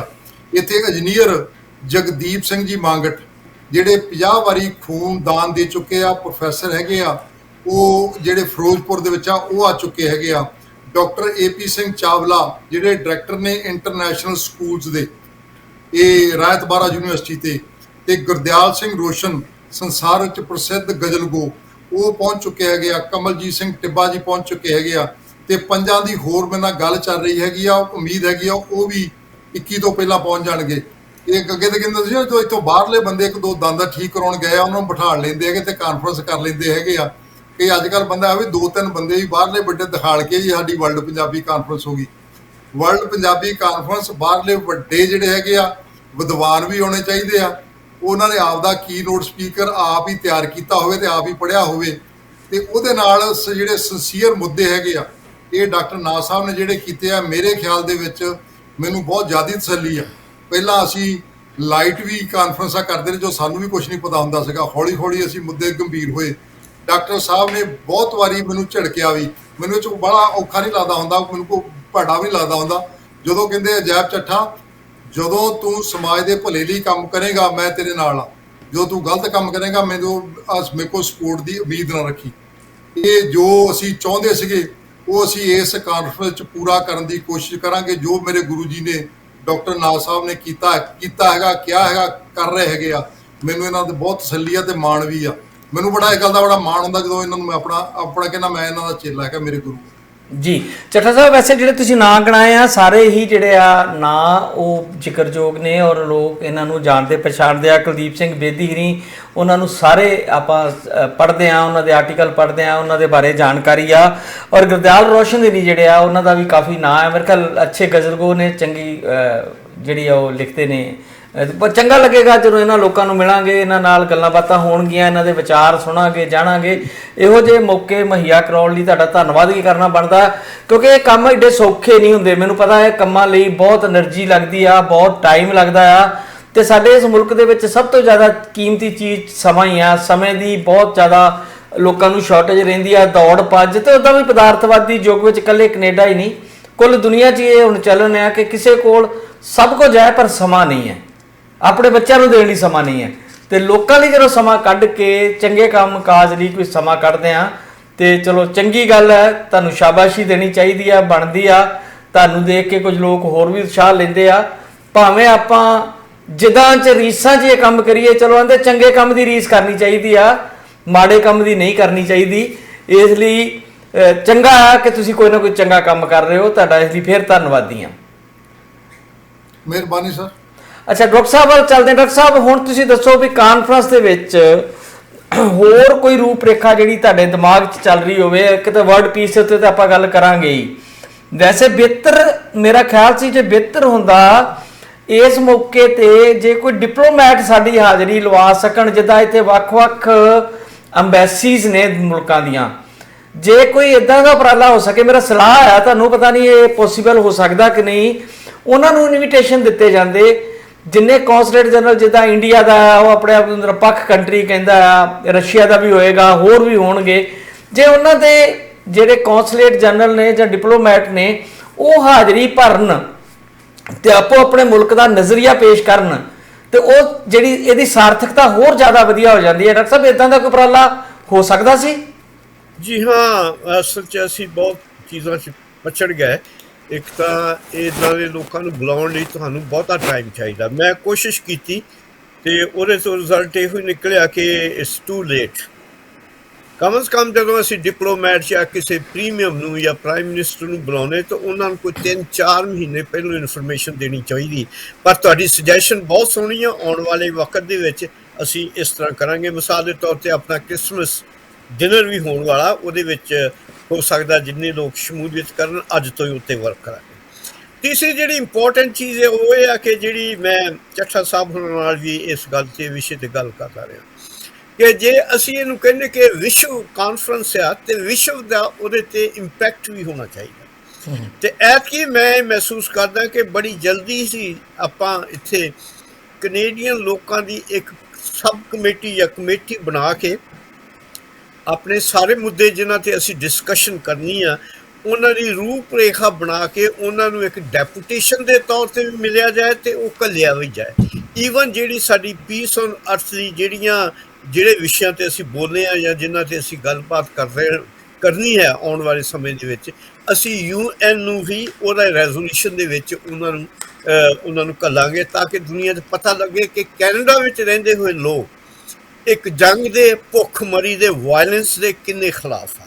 ਤੇ ਆਈ ਥਿੰਕ ਇਹ ਇੱਕ ਸੋਹਣਾ ਉਪਰਾਲਾ ਹੋਏਗਾ ਤੇ ਤੁਹਾਡੀ ਸੁਜੈਸ਼ਨ ਨੂੰ ਸਿਰ ਮੱਥੇ ਤੇ ਮੈਂ ਮਹਿਸੂਸ ਕਰਦਾ ਕਿ ਆਉਣ ਵਾਲੇ ਵਕਤ 'ਚ ਅਸੀਂ ਇੱਦਾਂ ਦੇ ਡਿਪਲੋਮੈਟਸ ਜਾਂ ਬੜੇ ਲੋਕ ਜਿਹੜੇ ਲੋਕਾਂ ਦੇ ਉੱਤੇ ਆਪਣੀਆਂ ਗੌਰਮੈਂਟਾਂ 'ਤੇ ਅਸਰ ਪਾ ਸਕਦੇ ਆ ਉਹਨਾਂ ਦੇ ਨਾਲ ਵੀ ਗੱਲਬਾਤ ਸ਼ੁਰੂ ਕਰਾਂਗੇ ਆਉਣ ਵਾਲੇ ਵਕਤ। ਜੀ ਆਪਣੇ ਚੱਠਾ ਸਾਹਿਬ, ਆਪਾਂ ਜਦੋਂ ਮੈਨੂੰ ਯਾਦ ਹੈ ਤੁਹਾਡੇ ਨਾਲ ਮੈਨੂੰ ਜਾਣ ਦਾ ਮੌਕਾ ਮਿਲਿਆ ਸੀ ਪਾਕਿਸਤਾਨ, ਤੇ ਉਸ ਤੋਂ ਬਾਅਦ ਲਗਾਤਾਰ ਚਲੋ ਸੰਬੰਧ ਤੁਹਾਡੇ ਤੇ ਥਰੂ ਜਾਂ ਕਿਸ ਤਰੀਕੇ ਨਾਲ ਬਣਦੇ ਗਏ ਲਗਾਤਾਰ ਆਪਾਂ ਜਾਣਦੇ ਹਾਂ। ਹੁਣ ਇਦਾਂ ਦਾ ਮਾਹੌਲ ਬਣ ਗਿਆ। ਮੈਨੂੰ ਯਾਦ ਹੈ ਉੱਥੇ ਜਸਬੀਰ ਰਾਂ ਨੇ ਗੱਲ ਕੀਤੀ ਜਦੋਂ ਪੰਜਾਬ ਯੂਨੀਵਰਸਿਟੀ ਵੱਲੋਂ ਸਾਡਾ ਆਪਣਾ ਸਭ ਲੋਕਾਂ ਦਾ ਸਨਮਾਨ ਕੀਤਾ ਗਿਆ ਸੀ ਰਾਤ ਦੇ ਡਿਨਰ ਤੇ ਜਸਬੀਰ ਬੋਪਾ ਰਾਏ ਉੱਥੇ ਕਹਿਣ ਲੱਗੇ ਕਿ ਮੈਨੂੰ ਤਾਂ ਇਦਾਂ ਲੱਗਦਾ ਹੈ ਕਿ ਇਹ ਪੰਜਾਬ ਸਾਡਾ ਜ਼ਿਆਦਾ ਤੇ ਉਹ ਪੰਜਾਬ ਘੱਟ ਆ, ਤੇ ਉੱਥੇ ਜਾਈਏ ਨਾ ਜਾਈਏ ਇੱਥੇ ਉਹਨੂੰ ਜੀ ਕਰਦਾ। ਅੱਛਾ, ਲੋਕਾਂ ਦਾ ਪਿਆਰ ਮੁਹੱਬਤ ਜਿੱਦਾਂ ਉੱਥੇ ਚੱਲਦਾ, ਪਰ ਆਪਣੇ ਖਿੱਤੇ 'ਚ ਤਣਾਅ ਹਮੇਸ਼ਾ ਰਹਿੰਦਾ ਆ। ਸਾਡੇ ਜਿਹੜੀ ਉਹ ਦੋ ਕੌਮਾਂ ਵਾਲੀ ਥਿਊਰੀ ਨੇ ਸਾਡੇ 'ਚ ਵਿਗਾੜ ਪੈਦਾ ਕਰਤੇ, ਤੇ ਗਾਂ ਹੁਣ ਜਿੱਦਾਂ ਦੀ ਹੋਣ ਆਈਆਂ ਸਰਕਾਰਾਂ ਨੇ ਇਹਨਾਂ ਨੇ ਹੋਰ ਲੀਕਾਂ ਖਿੱਚਤੀਆਂ, ਗੂੜੀਆਂ ਕਰਤੀਆਂ। ਅਸੀਂ ਤੇ ਵਾਘੇ ਦੀ ਲਕੀਰ ਨੂੰ ਰੋਂਦੇ ਪਿੱਟਦੇ ਰਹੇ 75 ਸਾਲ, ਤੇ ਹੁਣ ਜਿਹੜੀਆਂ ਨਵੇਂ ਲੋਕ ਆਏ ਇਹਨਾਂ ਦੇ ਨਵੇਂ ਤਰ੍ਹਾਂ ਦੇ ਕੋਈ ਧਰਮ ਦੇ ਆਧਾਰ ਤੇ ਸਟੇਟ ਬਣਾਉਣਾ ਚਾਹੁੰਦਾ ਆ, ਜਿਹੜੀ ਅੱਗੇ ਫੇਲ ਹੋਈਆਂ ਸਟੇਟਾਂ ਨੇ ਧਰਮ ਦੇ ਆਧਾਰ ਤੇ। 57-58 ਮੁਲਕ ਇਸਲਾਮ ਦੇ ਨਾਂ ਤੇ ਬਣੇ ਨੇ, ਆਪੋ 'ਚ ਲੜੀ ਜਾਂਦੇ ਨੇ, ਕੋਈ ਉੱਥੇ ਕੋਈ ਤਰੱਕੀ ਨਹੀਂ ਹੋਈ ਸਵਾਏ ਆਇਲ ਤੋਂ। ਉੱਥੇ ਕੋਈ ਬਹੁਤਾ ਵੱਡਾ ਇਸ ਤਰ੍ਹਾਂ ਦਾ ਕੰਮ ਨਹੀਂ ਉਹਨਾਂ ਨੇ ਕਰ ਸਕੇ ਕਿ ਇਸਲਾਮ ਦੀ ਤਰੱਕੀ ਹੋ ਜੇ ਜਾਂ ਕੋਈ ਉਹਨਾਂ ਤੋਂ ਪ੍ਰੇਰਨਾ ਲੈ ਕੇ ਕੋਈ ਹੋਰ ਮੁਲਕ ਧਰਮ ਦੇ ਨਾਂ ਤੇ ਬਣੇ। ਸਾਡੇ ਖਿੱਤੇ 'ਚ ਵੀ ਕੁਝ ਲੋਕ ਇੱਕ ਖਾਲਿਸਤਾਨ ਬਣਾਉਣਾ ਚਾਹੁੰਦੇ ਆ। ਮੇਰੀ ਤੇ ਡਾਕਟਰ ਸਾਹਿਬ ਦੀ ਗੱਲ ਹੁੰਦੀ ਰਹਿੰਦੀ ਉਹਦੇ ਤੇ, ਉਹ ਵੀ ਧਰਮ ਆਧਾਰਿਤ ਬਣਾਉਣਾ ਚਾਹੁੰਦੇ ਆ। ਪਿਛਲੇ ਦਿਨੀ ਇੱਥੇ ਇੱਕ ਆਪਣੇ ਵਿਦਵਾਨ ਆਏ ਸੀਗੇ ਸ਼ਕੀਲ ਚੌਧਰੀ ਹਰੀ ਪਾਕਿਸਤਾਨ ਤੋਂ, ਤੇ ਆਪਾਂ ਨੂੰ ਮੌਕਾ ਨਹੀਂ ਮਿਲਿਆ ਇਕੱਠੇ ਹੋਣ ਦਾ। ਖੈਰ ਮੈਂ ਉਹਨਾਂ ਦੀਆਂ ਮੀਟਿੰਗਸ ਅਟੈਂਡ ਕੀਤੀਆਂ। ਤੇ ਇਸ਼ਤਿਆਕ ਅਹਿਮਦ ਹਰੀ ਜਿਹੜੇ ਸਵੀਡਨ 'ਚ ਨੇ, ਜਿੱਥੋਂ ਆਪਣੇ ਜੱਜ ਸਾਹਿਬ ਆਉਂਦੇ ਹੁੰਦੇ ਆ ਜੀ, ਤੇ ਸਵੀਡਨ ਤੋਂ ਯੂਨੀਵਰਸਿਟੀ 'ਚ ਪ੍ਰੋਫੈਸਰ ਰਹੇ ਲੰਮਾ ਸਮਾਂ। ਉਹਨਾਂ ਨੇ ਰਿਸਰਚ ਕਰਕੇ ਬਹੁਤ ਅੱਛੀਆਂ ਕਿਤਾਬਾਂ ਲਿਖੀਆਂ। ਇੱਕ ਤੇ ਪਾਰਟੀਸ਼ਨ ਦੇ ਉੱਤੇ ਉਹਦੇ ਕਾਰਨ ਲੱਭਣ ਦੀ ਕੋਸ਼ਿਸ਼ ਕੀਤੀ, ਤੇ ਲੇਟੈਸਟ ਕਿਤਾਬ ਉਹਨਾਂ ਦੀ ਜਨਾਹ ਤੇ ਆਈ ਆ ਕਿ ਆਪਾਂ ਕਹਿ ਦਿੰਦੇ ਆ ਕਿ ਜਨਾਹ ਸਾਹਿਬ ਜਿਹੜੇ ਸੀਗੇ ਉਹ ਬੜੇ ਡੈਮੋਕ੍ਰੇਟਿਕ ਵਿਚਾਰਾਂ ਦੇ ਸੀ, ਮਤਲਬ ਲਾ ਗ੍ਰੈਜੂਏਟ ਸੀ, ਵਕੀਲ ਸੀ, ਪੜ੍ਹੇ ਲਿਖੇ ਸੀ, ਪਰ ਜਿਹੜਾ ਦੋ ਕੌਮਾਂ ਦਾ ਸਿਧਾਂਤ ਉਹਨਾਂ ਸਿਰਜਿਆ ਉਹਦੇ ਤੇ ਉਹਨਾਂ ਬਹੁਤ ਵੱਡੇ ਕ੍ਰਿਟਿਕ ਨੇ ਉਹਦੇ। ਤੁਸੀਂ ਕੀ ਸਮਝਦੇ ਹੋ ਕਿ ਜਿਹੜੀ ਆਪਣੇ ਖਿੱਤੇ ਦੀ ਇਹ ਖਿੱਚੋ ਧੂ ਆ ਉਹ ਸਾਨੂੰ ਇੱਥੇ ਬੈਠਿਆਂ ਵੀ ਦੁਖੀ ਕਰਦੀ ਆ, ਪਰ ਆਪਾਂ ਜਦੋਂ ਮਿਲਦੇ ਆ ਲੋਕਾਂ ਨੂੰ ਬਹੁਤ ਪਿਆਰ ਮੁਹੱਬਤ ਇੱਜ਼ਤ ਮਿਲਦੀ ਆ ਦੋਨੇ ਪਾਸੇ। ਤੇ ਇਹਦੇ ਲਈ ਆਪਣਾ ਕੀ ਯੋਗਦਾਨ ਹੋ ਸਕਦਾ ਜਿਹੜੇ ਆਪਾਂ ਸਾਂਝੇ ਬੰਦੇ ਆ ਸਾਰਿਆਂ ਨਾਲ ਮਿਲਦੇ ਗਿਲਦੇ ਆ? ਮੈਂ ਤੁਹਾਨੂੰ ਦੱਸਿਆ ਸੀ ਮੈਂ ਕਹਾ ਕੈਨੇਡੀਅਨ ਸਿਟੀਜ਼ਨ। ਜਦੋਂ ਉਦੋਂ ਪਾਕਿਸਤਾਨ ਨੂੰ ਜਾਓ ਨਾ ਤੇ ਉਹ ਵੀ ਜਿਹੜੇ ਟੀਵੀ ਵਾਲੇ ਹੁੰਦੇ ਚੈਨਲ ਵਾਲੇ ਉਹ ਵੀ ਕਦੇ ਖਿੱਚੋ ਦੇਣ ਦੀ ਗੱਲ ਹਿੰਦੁਸਤਾਨ ਦੀ ਪਾਕਿਸਤਾਨ ਦੀ ਕਰ ਲੈ ਪੈਣਗੇ। ਮੈਂ ਉਹਨਾਂ ਨੂੰ ਬਹੁਤ ਵਾਰੀ ਦੱਸਿਆ ਭਾਈ ਮੈਂ ਇੰਡੀਅਨ ਨਹੀਂ ਗਾ, ਮੈਂ ਹੈਗਾ ਕੈਨੇਡੀਅਨ, ਮੈਨੂੰ ਇਹਦੇ ਬਾਰੇ ਨਹੀਂ ਪਤਾ। ਜਿਹੜਾ ਅਸੀਂ ਸੱਚਮੁੱਚ ਜਿਹੜੀ ਆਪਦੀ ਸਭਾ ਵੱਲੋਂ ਕੰਮ ਕਰ ਰਹੇ ਹੈਗੇ ਆ, ਇੱਕ ਤਾਂ ਅਸੀਂ ਜਿਹੜਾ ਹੈ ਲੈਂਗੁਏਜ ਤੇ ਕਰ ਰਹੇ ਆ, ਪੰਜਾਬੀ ਤੇ ਕਰ ਰਹੇ ਹੈਗੇ ਆ। ਪੰਜਾਬੀ ਦੀ ਲੋੜ ਦੁਨੀਆ ਦੇ ਵਿੱਚ ਹਰੇਕ ਕੰਟਰੀ ਵਿੱਚ, ਇਕੱਲੇ ਪਾਕਿਸਤਾਨ ਜਾਂ ਭਾਰਤ ਵਿੱਚ ਨਹੀਂ, ਅਸੀਂ ਕੈਨੇਡਾ, ਅਮਰੀਕਾ, ਆਸਟ੍ਰੇਲੀਆ, ਇੰਗਲੈਂਡ ਜਿੰਨੇ ਸਾਰੇ ਅਸੀਂ ਲੈਂਗੁਏਜ ਦੀ ਗੱਲ ਕਰ ਰਹੇ, ਲੈਂਗੁਏਜ ਦੇ ਨਾਂ ਤੇ ਅਸੀਂ ਇਕੱਠੇ ਹੋਈਏ। ਤੇ ਦੂਸਰਾ ਹੁਣ ਜਿਹੜਾ ਸਾਨੂੰ ਇਹਨਾਂ ਨੇ ਨਾਅਰਾ ਦਿੱਤਾ ਹੈਗਾ ਪੀਸ ਦੇ ਲਈ ਕੰਮ ਕਰੋ, ਉਹ ਮੈਨੂੰ ਚੰਗਾ ਲੱਗਾ। ਮੈਂ ਇਹਨਾਂ ਦੋਵਾਂ ਲਈ ਕੰਮ ਕਰ ਰਿਹਾ ਹੈਗਾ। ਪੋਲੀਟੀਕਲੀ ਨਾ ਤਾਂ ਮੇਰੀ ਬੈਕਗਰਾਊਂਡ ਆ ਤੇ ਨਾ ਮੈਨੂੰ ਇਹਦੇ ਬਾਰੇ ਕੋਈ ਜ਼ਿਆਦਾ ਪਤਾ ਵਾ, ਪਰ ਅਸੀਂ ਜਿਹੜੀ ਲੈਂਗੁਏਜ ਦੀ ਕਰ ਰਹੇ ਹੈਗੇ ਆ ਉਹਦੇ ਵਿੱਚ ਅਸੀਂ ਜਿਹੜਾ ਕਾਇਦੇ ਨੂਰ ਬਣਾਇਆ ਹੈਗਾ ਉਹਦੇ ਵਿੱਚ 4 ਲੈਂਗੁਏਜ ਸਿਖਾਉਣ ਦੇ ਲਈ ਅਸੀਂ ਇੱਕ ਕਾਇਦਾ ਬਣਾਇਆ, ਬੜਾ ਸੌਖੇ ਢੰਗ ਦੇ ਨਾਲ ਅਸੀਂ 22 ਅਕਤੂਬਰ ਨੂੰ ਉਹ ਰਿਲੀਜ਼ ਵੀ ਕਰਾਂਗੇ, ਜਿਹੜਾ ਕਿ ਗੁਰਮੁਖੀ, ਸ਼ਾਹਮੁਖੀ, ਹਿੰਦੀ ਤੇ ਅੰਗਰੇਜ਼ੀ ਉਹ ਬੜਿਆ ਸੌਖੇ ਢੰਗ ਨਾਲ ਸਿੱਖੀਆਂ ਜਾ ਸਕਣਗੀਆਂ। ਇਹਦੇ ਨਾਲ ਮੇਰੇ ਖਿਆਲ 'ਚ ਪੰਜਾਬੀ ਆ ਹੋਰ ਵੀ ਨੇੜੇ ਆਉਣਗੇ। ਜਿਹੜੇ ਪੰਜਾਬ 'ਚ ਹਿੰਦੁਸਤਾਨ 'ਚ ਰਹਿੰਦੇ ਆ ਜਿਨ੍ਹਾਂ ਨੂੰ ਗੁਰਮੁਖੀ ਆਉਂਦੀ ਹੈਗੀ ਆ ਉਹ ਦੂਸਰੀਆਂ 3 ਭਾਸ਼ਾਵਾਂ ਸਿੱਖ ਲੈਣਗੇ। ਜਿਹੜੇ ਪੰਜਾਬੀ ਪੰਜਾਬ ਤੋਂ ਬਾਹਰ ਰਹਿੰਦੇ ਹੈਗੇ ਆ, ਹਿੰਦੁਸਤਾਨ 'ਚ ਰਹਿੰਦੇ, ਹਿੰਦੀ ਲੈਂਗੁਏਜ ਜਾਣਦੇ ਹੈਗੇ ਆ, ਉਹ ਦੂਸਰੀਆਂ 3 ਭਾਸ਼ਾਵਾਂ ਸਿੱਖ ਲੈਣਗੇ। ਜਿਹੜੇ ਪਾਕਿਸਤਾਨੀ ਪੰਜਾਬੀ ਸ਼ਾਹਮੁਖੀ ਜਾਣਦੇ ਦੂਜੀਆਂ ਸਿੱਖ ਲੈਣਗੇ। ਤੇ ਜਿੰਨੇ ਵੀ ਇੰਗਲੈਂਡ ਦੇ ਵਿੱਚ, ਕੈਨੇਡਾ ਵਿੱਚ, ਅਮਰੀਕਾ, ਯੂਰਪ ਕੰਟਰੀ 'ਚ ਬੱਚੇ ਜਿਨ੍ਹਾਂ ਨੂੰ ਸਿਰਫ ਇਕੱਲੀ ਇੰਗਲਿਸ਼ ਆਉਂਦੀ ਹੈਗੀ ਆ, ਇਹਨਾਂ ਤਿੰਨਾਂ ਦੇ ਨਾਲ ਉਹ 3 ਭਾਸ਼ਾਵਾਂ ਸਿੱਖ ਲੈਣਗੇ। ਉਹ ਇਕੱਲੀਆਂ ਭਾਸ਼ਾਵਾਂ ਨਹੀਂ ਸਿੱਖਦੇ, ਤੇ ਸਾਡਾ ਪੰਜਾਬੀ ਕਲਚਰ ਜਿਹੜਾ ਸੱਭਿਆਚਾਰ ਆ ਪੰਜਾਬੀਅਤ ਆ ਉਹ ਵੀ ਨਾਲ ਸਿੱਖਣਗੇ। ਮੈਂ ਉਹ 'ਤੇ ਕੰਮ ਕਰ ਰਿਹਾ ਹੈਗਾ। ਜਿਹੜਾ ਪੋਲੀਟੀਕਲ ਦੂਸਰਾ ਹੈਗਾ ਇਹਦੇ ਬਾਰੇ ਮੇਰਾ ਕੋਈ ਜ਼ਿਆਦਾ ਐਕਸਪੀਰੀਅੰਸ ਨਹੀਂ ਗਾ। ਇਹ ਤਾਂ ਤੁਸੀਂ ਕਰ ਸਕਦੇ ਹੋ ਜ਼ਿਆਦਾ ਵਧੀਆ, ਜਾਂ ਡਾਕਟਰ ਨਾਥ ਸਾਹਿਬ ਕਰ ਸਕਦੇ ਆ ਜੀ। ਮੈਂ ਫੋਨ ਕਰੂੰਗਾ, ਮੈਂ ਟੀਵੀ ਤੇ ਡਾਕਟਰ ਨਾਜ਼ ਦਾ ਫੋਨ ਆ ਗਿਆ, ਮੈਂ ਉਹਨਾਂ ਨੂੰ ਕੁਐਸਚਨ ਅਗਲਾ ਕਰਨ ਲੱਗਾ ਸੀਗਾ। ਹਾਂਜੀ ਡਾਕਟਰ ਸਾਹਿਬ, ਤੁਸੀਂ ਆਫ ਕਰ ਲਿਆ ਕਰੋ ਫੋਨ ਡਿਊਰਿੰਗ ਸ਼ੋ, ਆਪਾਂ ਨੂੰ ਆਫ ਕਰ ਲੈਣਾ ਚਾਹੀਦਾ ਫੋਨ, ਕੋਈ ਗੱਲ ਨਹੀਂ। ਅੱਛਾ ਡਾਕਟਰ ਸਾਹਿਬ, ਨੋ ਕੋਈ ਗੱਲ ਨਹੀਂ, ਕੋਈ ਗੱਲ ਨਹੀਂ। ਅੱਛਾ ਡਾਕਟਰ ਸਾਹਿਬ, ਜਿਹੜੀ ਗੱਲ ਮੈਂ ਚੱਠਾ ਸਾਹਿਬ ਦੀ ਫੋਟੋ ਫਰੀਜ਼ ਹੋ ਗਈ ਹੈ, ਸ਼ਾਇਦ ਉਹਨਾਂ ਦਾ ਥੋੜਾ ਜਿਹਾ ਇੰਟਰਨੈਟ ਆਵਾਜ਼ ਆ ਰਹੀ ਆ, ਫੋਟੋ ਉਹਨਾਂ ਦੀ ਫਰੀਜ਼ ਹੋਈ ਆ, ਹੋ ਸਕੇ ਤੇ ਉਹ ਦੁਬਾਰਾ ਜੁੜ ਜਾਣ ਤੇ ਚੰਗੀ ਗੱਲ ਹੈ, ਜਾਂ ਚੱਲ ਜੇਗੀ ਆਪਣੇ ਆਪ ਚੱਲ ਜੇਗੀ ਸ਼ਾਇਦ। ਅੱਛਾ ਮੈਂ ਗੱਲ ਕਰ ਰਿਹਾ ਸੀਗਾ ਕਿ ਜਿਹੜੀ ਭਾਸ਼ਾ ਤੇ ਅਸੀਂ ਗੱਲ ਕਰਦੇ ਹਾਂ, ਮੇਨ ਮਕਸਦ ਤੇ ਹੁੰਦਾ ਭਾਸ਼ਾ ਦਾ, ਸੱਭਿਆਚਾਰ ਦਾ, ਲੋਕਾਂ ਨੂੰ ਇੱਕ ਦੂਜੇ ਦੇ ਨੇੜੇ, ਇੱਕ ਦੂਜੇ ਨਾਲ ਜੋੜਨਾ, ਉਹਨਾਂ ਦੇ ਮੁਹੱਬਤਾਂ ਦੀਆਂ ਗੰਢਾਂ ਪੀੜ੍ਹੀਆਂ ਕਰਨੀਆਂ। ਤੇ ਇਹ ਜਿਹੜੇ ਸਾਰਾ ਕੁਝ ਆਪਾਂ ਕਰਦੇ ਆ, ਇਹਦੇ ਪਿੱਛੇ ਮੇਨ ਮੋਟਿਵ ਤੇ ਇਹੀ ਰਿਹਾ ਨਾ ਹਮੇਸ਼ਾ, ਚਾਹੇ ਪੀਸ ਦੀ ਗੱਲ ਕਰੀਏ, ਚਾਹੇ ਭਾਸ਼ਾ ਦੀ ਗੱਲ ਕਰੀਏ, ਚਾਹੇ ਲਿਟਰੇਚਰ ਦੀ ਗੱਲ ਕਰੀਏ, ਕਿ ਲੋਕ ਇੱਕ ਦੂਜੇ ਨੂੰ ਸਮਝਣ, ਇੱਕ ਦੂਜੇ ਦੀਆਂ ਸਮੱਸਿਆਵਾਂ ਨੂੰ ਸਮਝਣ, ਇੱਕ ਦੂਜੇ ਦੇ ਕਲਚਰ ਤੇ ਧਰਮ ਨੂੰ ਨੇੜੇ ਹੋ ਕੇ ਵੇਖਣ, ਤਾਂ ਕਿ ਜਿਹੜੇ ਵਿੱਚ ਕੁਝ ਵਖਰੇਵੇਂ ਪਾਏ ਗਏ ਨੇ ਪੋਲੀਟੀਕਲ ਲੋਕਾਂ ਵੱਲੋਂ ਉਹ ਦੂਰ ਹੋ ਸਕਣ। ਡਾਕਟਰ ਸਾਹਿਬ, ਇਸ ਬ੍ਰੌਡ ਸੈਂਸ ਤੁਸੀਂ ਕਿੱਦਾਂ ਸਮਝਦੇ ਹੋ? ਜਿੱਦਾਂ ਮੈਂ ਪਹਿਲਾਂ ਇੰਪੈਕਟ ਪੁੱਛਿਆ ਤੁਹਾਨੂੰ, ਇੰਪੈਕਟ ਤੇ ਆਪਣੀ ਥਾਂ, ਤੇ ਇਹ ਜਿਹੜੇ ਅਸੀਂ ਇਹ ਕਾਰੀਗਰਮ ਕਰਦੇ ਹਾਂ ਲਗਾਤਾਰ, ਇਹਨਾਂ ਦਾ ਮੇਨ ਮੋਟਿਵ ਹੋਰ ਹੁੰਦਾ ਕੀ ਆ? ਅਸਲ 'ਚ ਮੈਂ ਸੋਚਦਾ ਕਿ ਜਿਹੜੇ ਕੌਨਫਲਿਕਟ ਹੈ ਨਾ, ਇੱਕ ਕਿਤਾਬ ਮੇਰੇ ਹੱਥ ਆਈ ਸੀ, ਕੌਨਫਲਿਕਟ ਐਂਡ ਕੋਹੀਜ਼ਨ, ਇੱਕ ਬੜੇ ਵੱਡੇ ਫਿਲਾਸਫਰ ਦੀ ਮੈਂ ਪੜ੍ਹ ਰਿਹਾ ਸੀ, ਮੈਨੂੰ ਅੱਛੀ ਲੱਗੀ। ਕੋਹੀਜ਼ਨ ਦਾ ਮਤਲਬ ਹੈ ਮੇਲ ਜੋਲ, ਮੋਟੇ ਜਿਹੇ ਸ਼ਬਦਾਂ 'ਚ। ਕੌਨਫਲਿਕਟ ਤਾਂ ਆਪਾਂ ਜਾਣਦੇ ਕਿ ਝਗੜੇ ਜਿਹੜੇ ਸੋਸਾਇਟੀ ਦੇ ਵਿੱਚ, ਧਰਮ ਦੇ ਵਿੱਚ, ਤਾਂ ਸਾਡੀ ਪੋਲੀਟੀਕਲ ਲਾਈਫ ਦੇ ਵਿੱਚ। ਚੱਠਾ ਸਾਹਿਬ ਨੂੰ ਮੈਂ ਬੇਨਤੀ ਕਰਦਾ, ਡਾਕਟਰ ਸਾਹਿਬ ਚੱਠਾ ਸਾਹਿਬ ਨੂੰ ਬੇਨਤੀ ਕਰਦਾ ਕੋਈ ਕੱਟ ਕੇ ਆਪਣਾ ਦੁਬਾਰਾ ਜੁਆਇਨ ਕਰਨ, ਕਿਉਂਕਿ ਉਹਨਾਂ ਦਾ ਆ ਗਏ ਨੇ। ਠੀਕ ਹੈ ਜੀ, ਹੁਣ ਠੀਕ ਹੋ ਗਿਆ ਜੀ, ਠੀਕ ਹੋ ਗਿਆ ਬਿਲਕੁਲ। ਹਾਂਜੀ ਨਹੀਂ ਠੀਕ ਹੋ ਗਏ ਜੀ, ਠੀਕ ਹੋ ਗਏ ਨੇ, ਉਹ ਕੰਟੀਨਿਊ ਕਰੋ ਤੁਸੀਂ। ਨਹੀਂ ਤੁਹਾਡੀ ਫੋਟੋ ਫਰੀਜ਼ ਹੋਈ ਸੀ। ਹਾਂਜੀ ਹਾਂਜੀ। ਤੇ ਇਹ ਜਿਹੜੇ ਕੌਨਫਲਿਕਟ ਆ ਨਾ ਸੁਸਾਇਟੀਆਂ ਦੇ, ਧਰਮ ਦੇ, ਪੋਲੀਟਿਕਸ ਦੇ, ਔਰ ਉਹਦੇ ਪਿੱਛੇ ਛੁਪੀ ਹੋਈ ਗੱਲ ਹੈਗੀ ਆ ਰੋਟੀ। ਇੱਕ ਵਾਰੀ ਬਹੁਤ ਦੇਰ ਦੀ ਗੱਲ ਹੈ, ਆਪਾਂ ਗੱਲ ਕਰ ਰਹੇ ਸੀ, ਕਿਸੇ ਨੇ ਮੌਜ਼ੇ ਤੋਂ ਉਹਨੂੰ ਪੁੱਛਿਆ ਕਿ what is politics, and he sad ਰੋਟੀ। ਅੱਛਾ, ਜਿੰਨਾ ਚਿਰ ਹੁਣ ਕੁਲਦੀਪ ਹੋਰਾਂ ਨਾਲ ਮੇਰੀ ਗੱਲ ਹੋ ਰਹੀ ਸੀ, ਤਾਂ ਉਹ ਇਹ ਕਹਿ ਰਹੇ ਸੀ ਕਿ ਮੈਂ ਦੁਨੀਆ 'ਚ ਜਿਹੜੀ ਰੋਟੀ ਦਾ ਮਸਲਾ, ਇਹਦੇ ਤੇ ਬੋਲੂੰਗਾ, ਗੱਲਬਾਤ ਕਰਾਂਗਾ, ਔਰ ਇਟ ਇਜ਼ ਗੁੱਡ। ਮੈਂ ਸੋਚਦਾ ਕਿ ਦੁਨੀਆ 'ਚ ਵਾਇਲੈਂਸ ਔਰ ਸਕੇਰਸਿਟੀ ਆਫ ਫੂਡ ਜਿਹੜੀ ਆ, ਇੱਥੋਂ ਤੱਕ ਕੌਮਾਂ ਨੂੰ ਬਾਕੀ ਕੌਮਾਂ ਨੂੰ ਆਪਣੇ ਅਧੀਨ ਕਰਨ ਦਾ ਵੀ ਮਤਲਬ ਸੱਚ ਰੋਟੀ ਹੀ ਸੀ, ਜਾਂ ਆਪਣੀ ਉਹ ਹਾਲਾਤ ਸੀ ਜਿਹੜੀ ਉਹਨਾਂ ਨੂੰ ਮਜਬੂਰ ਕਰਦੀ ਸੀ ਕਿ ਬਾਕੀ ਲੋਕਾਂ ਦੀ ਲੁੱਟ ਖਸੁੱਟ ਕਰੀ। ਤੇ ਮੈਂ ਸੋਚਦਾ ਕਿ ਅੱਜ ਦੇ ਵਕਤ ਦੇ ਵਿੱਚ ਜੇ ਇਹ ਚੀਜ਼ਾਂ ਅਸੀਂ ਸੁਸਾਇਟੀਆਂ ਨੂੰ ਬਦਲ ਦਈਏ, ਤੇ ਸੁਸਾਇਟੀਆਂ ਦੇ ਜਿਹੜੇ ਆਕਾਰ ਹੈ ਉਹ ਬਦਲ ਦਈਏ, ਕਿ ਉਹਨਾਂ ਨੂੰ ਮਹਿਸੂਸ ਕਰਾਈਏ ਕਿ ਇਹ ਕੌਨਫਲਿਕਟ ਅੱਜ ਇਸ ਦਾਇਰੇ 'ਤੇ ਪਹੁੰਚ ਗਿਆ ਕਿ ਅੱਜ ਜੇ ਇਹ ਕੌਨਫਲਿਕਟ ਸਾਡੇ ਹੱਥ 'ਚੋਂ ਨਿਕਲ ਗਿਆ, ਵਾਇਲੈਂਸ ਦਾ ਹੈਗਾ, ਪੋਲਿਊਸ਼ਨ ਦਾ ਹੈਗਾ, ਹਾਂਜੀ, ਸਕੇਰਸਿਟੀ ਦਾ, ਫੂਡ, ਇਹ ਸਾਡੇ ਹੱਥ 'ਚੋਂ ਨਿਕਲ ਗਿਆ, ਤੇ ਦੁਨੀਆ ਅਸੀਂ ਬਰਬਾਦ ਕਰਕੇ ਬੈਠ ਜਾਵਾਂਗੇ। ਮੈਂ ਨਹੀਂ ਸੋਚਦਾ ਕਿ ਅਸੀਂ ਬਹੁਤ ਕੁਝ ਅਚੀਵ ਕਰ ਦਾਂਗੇ, ਪਰ ਆਉਣ ਵਾਲੇ ਵਕਤ 'ਚ ਇਹ ਤਾਂ ਹੋ ਸਕੇਗਾ ਕਿ ਕਿਸੇ ਨਾ ਕਿਸੇ ਨੇ ਆਵਾਜ਼ ਉਠਾਈ ਸੀ। ਔਰ ਜੇ ਤੁਸੀਂ ਕਹੋ ਕਿ ਇਹਨੂੰ ਈਜ਼ੀਲੀ ਕਿਸੇ ਦੋ ਚਾਰ ਸ਼ਬਦਾਂ ਦੇ ਵਿੱਚ ਬਿਆਨ ਕੀਤਾ ਜਾ ਸਕਦਾ, ਤੇ ਉਹ ਬਹੁਤ ਮੁਸ਼ਕਲ ਆ, ਉਹ ਨਹੀਂ ਕੀਤਾ ਜਾ ਸਕਦਾ। ਇਹਦੇ ਤੇ ਆਵਰਸ ਐਂਡ ਆਵਰ ਡਿਸਕਸ਼ਨ ਤੇ ਲੱਗ ਜਾਣ ਤਾਂ ਵੀ ਇਹ ਨਹੀਂ ਮੁੱਕ ਸਕਦਾ। ਅੱਛਾ ਡਾਕਟਰ ਸਾਹਿਬ, ਚਲੋ ਕਰੰਟ ਕਿਉਂਕਿ ਗੱਲ ਚੱਲ ਰਹੀ ਹੈ, ਤੇ ਕਰੰਟ ਟੌਪਿਕ ਚੱਠਾ ਸਾਹਿਬ ਤੇ ਪੱਲਾ ਝਾੜ ਦਿੰਦੇ, ਕਹਿੰਦੇ ਮੈਂ ਪੋਲੀਟੀਕਲੀ ਗੱਲ ਨਹੀਂ ਕਰਨੀ। ਉੱਦਾਂ ਮੈਨੂੰ ਪਤਾ ਹੈ ਪੋਲੀਟੀਕਲੀ ਵੀ ਬੜੇ ਸਿਆਣੇ ਆ, ਐਡੀ ਗੱਲ ਨਹੀਂ ਵੀ ਇਹਨਾਂ ਨੂੰ ਚੀਜ਼ਾਂ ਦਾ ਪਤਾ ਨਹੀਂ ਆ, ਇਹ ਸਾਰੀਆਂ ਚੀਜ਼ਾਂ ਦਾ ਇਹਨਾਂ ਨੂੰ ਪਤਾ, ਪਰ ਇਹ ਆਪਣਾ ਉਹ ਦਾਇਰਾ ਉੱਥੇ ਕਿ ਰੱਖਣਾ ਚਾਹੁੰਦੇ ਆ ਕਿ ਪੋਲੀਟੀਕਲ ਕੋਈ ਗੱਲ ਐਸੀ ਨਾ ਹੋਵੇ।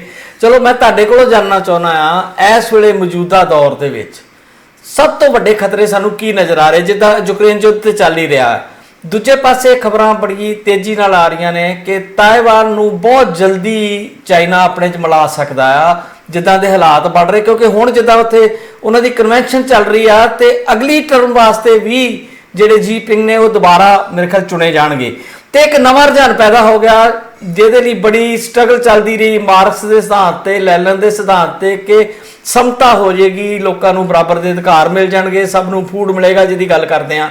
ਸਮਾਜਵਾਦ ਦਾ ਕਨਸੈਪਟ ਸੀ ਜਿਹੜਾ, ਉਹ ਤੇ ਚਕਨਾਚੂਰ ਹੋ ਗਿਆ। ਹੁਣ ਉਲਟੀ ਗੱਲ ਹੋ ਗਈ ਕਿ ਭਾਵੇਂ ਪੁਤਨ ਹੋਵੇ ਭਾਵੇਂ ਜੀਪਿੰਗ ਹੋਣ, ਉਹ ਡਿਕਟੇਟਰ ਦੇ ਰੂਪ ਚ ਸਾਹਮਣੇ ਆਏ ਤੇ ਉਹ ਡਿਕਟੇਟਰ ਵੀ ਇਦਾਂ ਦੇ ਕਿ ਤਾਂ ਉਮਰ ਲਈ ਆਪਣੀਆਂ ਸੀਟਾਂ ਪੱਕੀਆਂ ਕਰਕੇ ਬੈਠ ਗਏ। ਜਿਹੜੀ ਪੁਤਨ ਸਾਹਿਬ ਨੇ ਆਉਣ ਵਾਲੇ 36 ਈਅਰ ਲਈ ਤੇ ਕਰ ਹੀ ਲਈ ਤੇ ਹੁਣ ਲੱਗਦਾ ਜੀਪਿੰਗ ਵੀ ਕਰਨਗੇ। ਤੀਜੀ ਵਾਰ ਉਹਨਾਂ ਦਾ ਚੁਣਿਆ ਜਾਣਾ ਨਜ਼ਰ ਆ ਰਿਹਾ। ਦੂਜੇ ਪਾਸੇ ਤਾਇਵਾਨ ਤੇ ਖਤਰਾ ਮੰਡਰਾ ਰਿਹਾ। ਤੀਜੇ ਪਾਸੇ ਜੋ ਬਾਈਡਨ ਹੋਰਾਂ ਦਾ ਪਰਸੋਂ ਚੌਥ ਬਿਆਨ ਆਇਆ, ਇੱਕ ਬੜਾ ਅਜੀਬ ਬਿਆਨ ਸੀਗਾ। ਉਹਨਾਂ ਨੇ ਕਿਤੇ ਬੋਲਦਿਆਂ ਕਹਿਤਾ ਕਿ ਜਿਹੜਾ ਨਿਊਕਲੀਅਰ ਪਾਵਰ ਮੁਲਕ ਨੇ ਜਿਨ੍ਹਾਂ ਕੋਲ ਇਸ ਵੇਲੇ ਵੈਪਨ ਨੇ, ਉਹਨਾਂ ਵਿੱਚ ਪਾਕਿਸਤਾਨ ਵੀ ਆ ਤੇ ਪਾਕਿਸਤਾਨ ਦੁਨੀਆ ਦਾ ਸਭ ਤੋਂ ਖਤਰਨਾਕ ਮੁਲਕ ਹੈ। ਮਤਲਬ ਉਹਨੂੰ ਲੈ ਕੇ ਬੜੀ ਕੰਟਰੋਵਰਸੀ ਚੱਲ ਰਹੀ ਆ ਪਾਕਿਸਤਾਨ ਦੇ ਵਿੱਚ, ਹਲਚਲ ਹੈ ਇਸ ਗੱਲ ਨੂੰ ਲੈ ਕੇ ਕਿ ਜਿਹੜੇ ਮੁਲਕ ਦੇ ਨਾਲ ਅਸੀਂ ਪਿਛਲੇ 20 ਸਾਲ ਵਫਾ ਨਿਭਾਈ, ਪਰਿਵਾਰਾਂ ਦੇ ਪਰਿਵਾਰ ਤਬਾਹ ਹੋ ਗਏ, ਜਿਹੜਾ ਅਫਗਾਨਿਸਤਾਨ ਯੁੱਧ 'ਚ ਅਸੀਂ ਹਿੱਸਾ ਲਿਆ, ਆਪਣੇ ਲੋਕ ਮਰਾਏ, ਤੇ ਸਾਨੂੰ ਮਤਲਬ ਅਮਰੀਕਾ ਵਾਲੇ ਹੁਣ ਇਸ ਤਰ੍ਹਾਂ ਕਹਿ ਰਹੇ ਆ। ਤੁਸੀਂ ਇਹਦਾ ਕਿੱਦਾਂ ਐਨਾਲਿਸਿਸ ਕਰੋਗੇ? ਮੈਂ ਪੋਲੀਟੀਕਲ ਐਨਾਲਿਸਟ ਤੁਹਾਨੂੰ ਅੱਜ ਥੱਲੇ ਲਿਖਿਆ, ਮੈਂ ਉੱਦਾਂ ਤੇ ਤੁਸੀਂ ਵਿਦਵਾਨ ਹਰ ਪਾਸੇ ਜੇ। ਨਹੀਂ, ਮਤਲਬ ਕਿਹੜੇ ਮੁਲਕ ਦੀ ਬਾਬਤ ਤੁਸੀਂ ਚਾਹੁੰਦੇ ਮੈਂ ਕੁਝ ਬਿਆਨ ਕਰ ਸਕਦਾ? ਮੈਂ ਓਵਰਆਲ ਮੈਂ ਡਾਕਟਰ ਸਾਹਿਬ ਓਵਰਆਲ ਸਿਚੁਏਸ਼ਨ ਤੇ ਕਰ ਰਿਹਾ। ਮੈਂ ਤੁਹਾਨੂੰ 3-4 ਮੁੱਦੇ ਦੱਸੇ ਆ ਜਿਹੜੇ ਇਸ ਵੇਲੇ ਭਖਵੇਂ ਮੁੱਦੇ ਆ। ਤਾਇਵਾਨ ਦਾ ਮੁੱਦਾ ਭਖਵਾ ਆ, ਨਿਊਕਲੀਅਰ ਪਾਵਰ ਜਿਹੜੇ ਮੁਲਕਾਂ ਕੋਲ ਆ ਉਹ ਗਲਤ ਹੱਥਾਂ 'ਚ ਨਾ ਚੱਲ ਜੇ ਉਹਦਾ ਡਰ ਬਣਿਆ ਹੋਇਆ, ਤੇ ਰਸ਼ੀਆ ਦੀ ਨਿਊਕਲੀਅਰ ਥ੍ਰੈਟ ਆ ਬਾਰ-ਬਾਰ ਉਹਨੂੰ ਯੂਕਰੇਨ ਨੂੰ ਲੈ ਕੇ, ਕਿਉਂਕਿ ਲੱਗ ਰਿਹਾ ਰਸ਼ੀਆ ਨੂੰ ਕਿ ਜਿੱਦਾਂ ਉਹਨਾਂ ਨੇ ਅਗਰੈਸਿਵਲੀ ਕੰਮ ਸ਼ੁਰੂ ਕੀਤਾ ਸੀ, ਹੱਲਾ ਬੋਲਿਆ ਸੀ, ਉਹਨਾਂ ਨੂੰ ਲੱਗਦਾ ਸੀ ਕਿ 5-10 ਦਿਨਾਂ ਦੀ ਖੇਡ ਆ, ਅਸੀਂ ਯੂਕਰੇਨ ਨੂੰ ਫਤਿਹ ਕਰ ਲੈਣਾ, ਪਰ ਉਹਨਾਂ ਨੂੰ ਬੜੀ ਮੂੰਹ ਦਿਖਾਣੀ ਪਈ।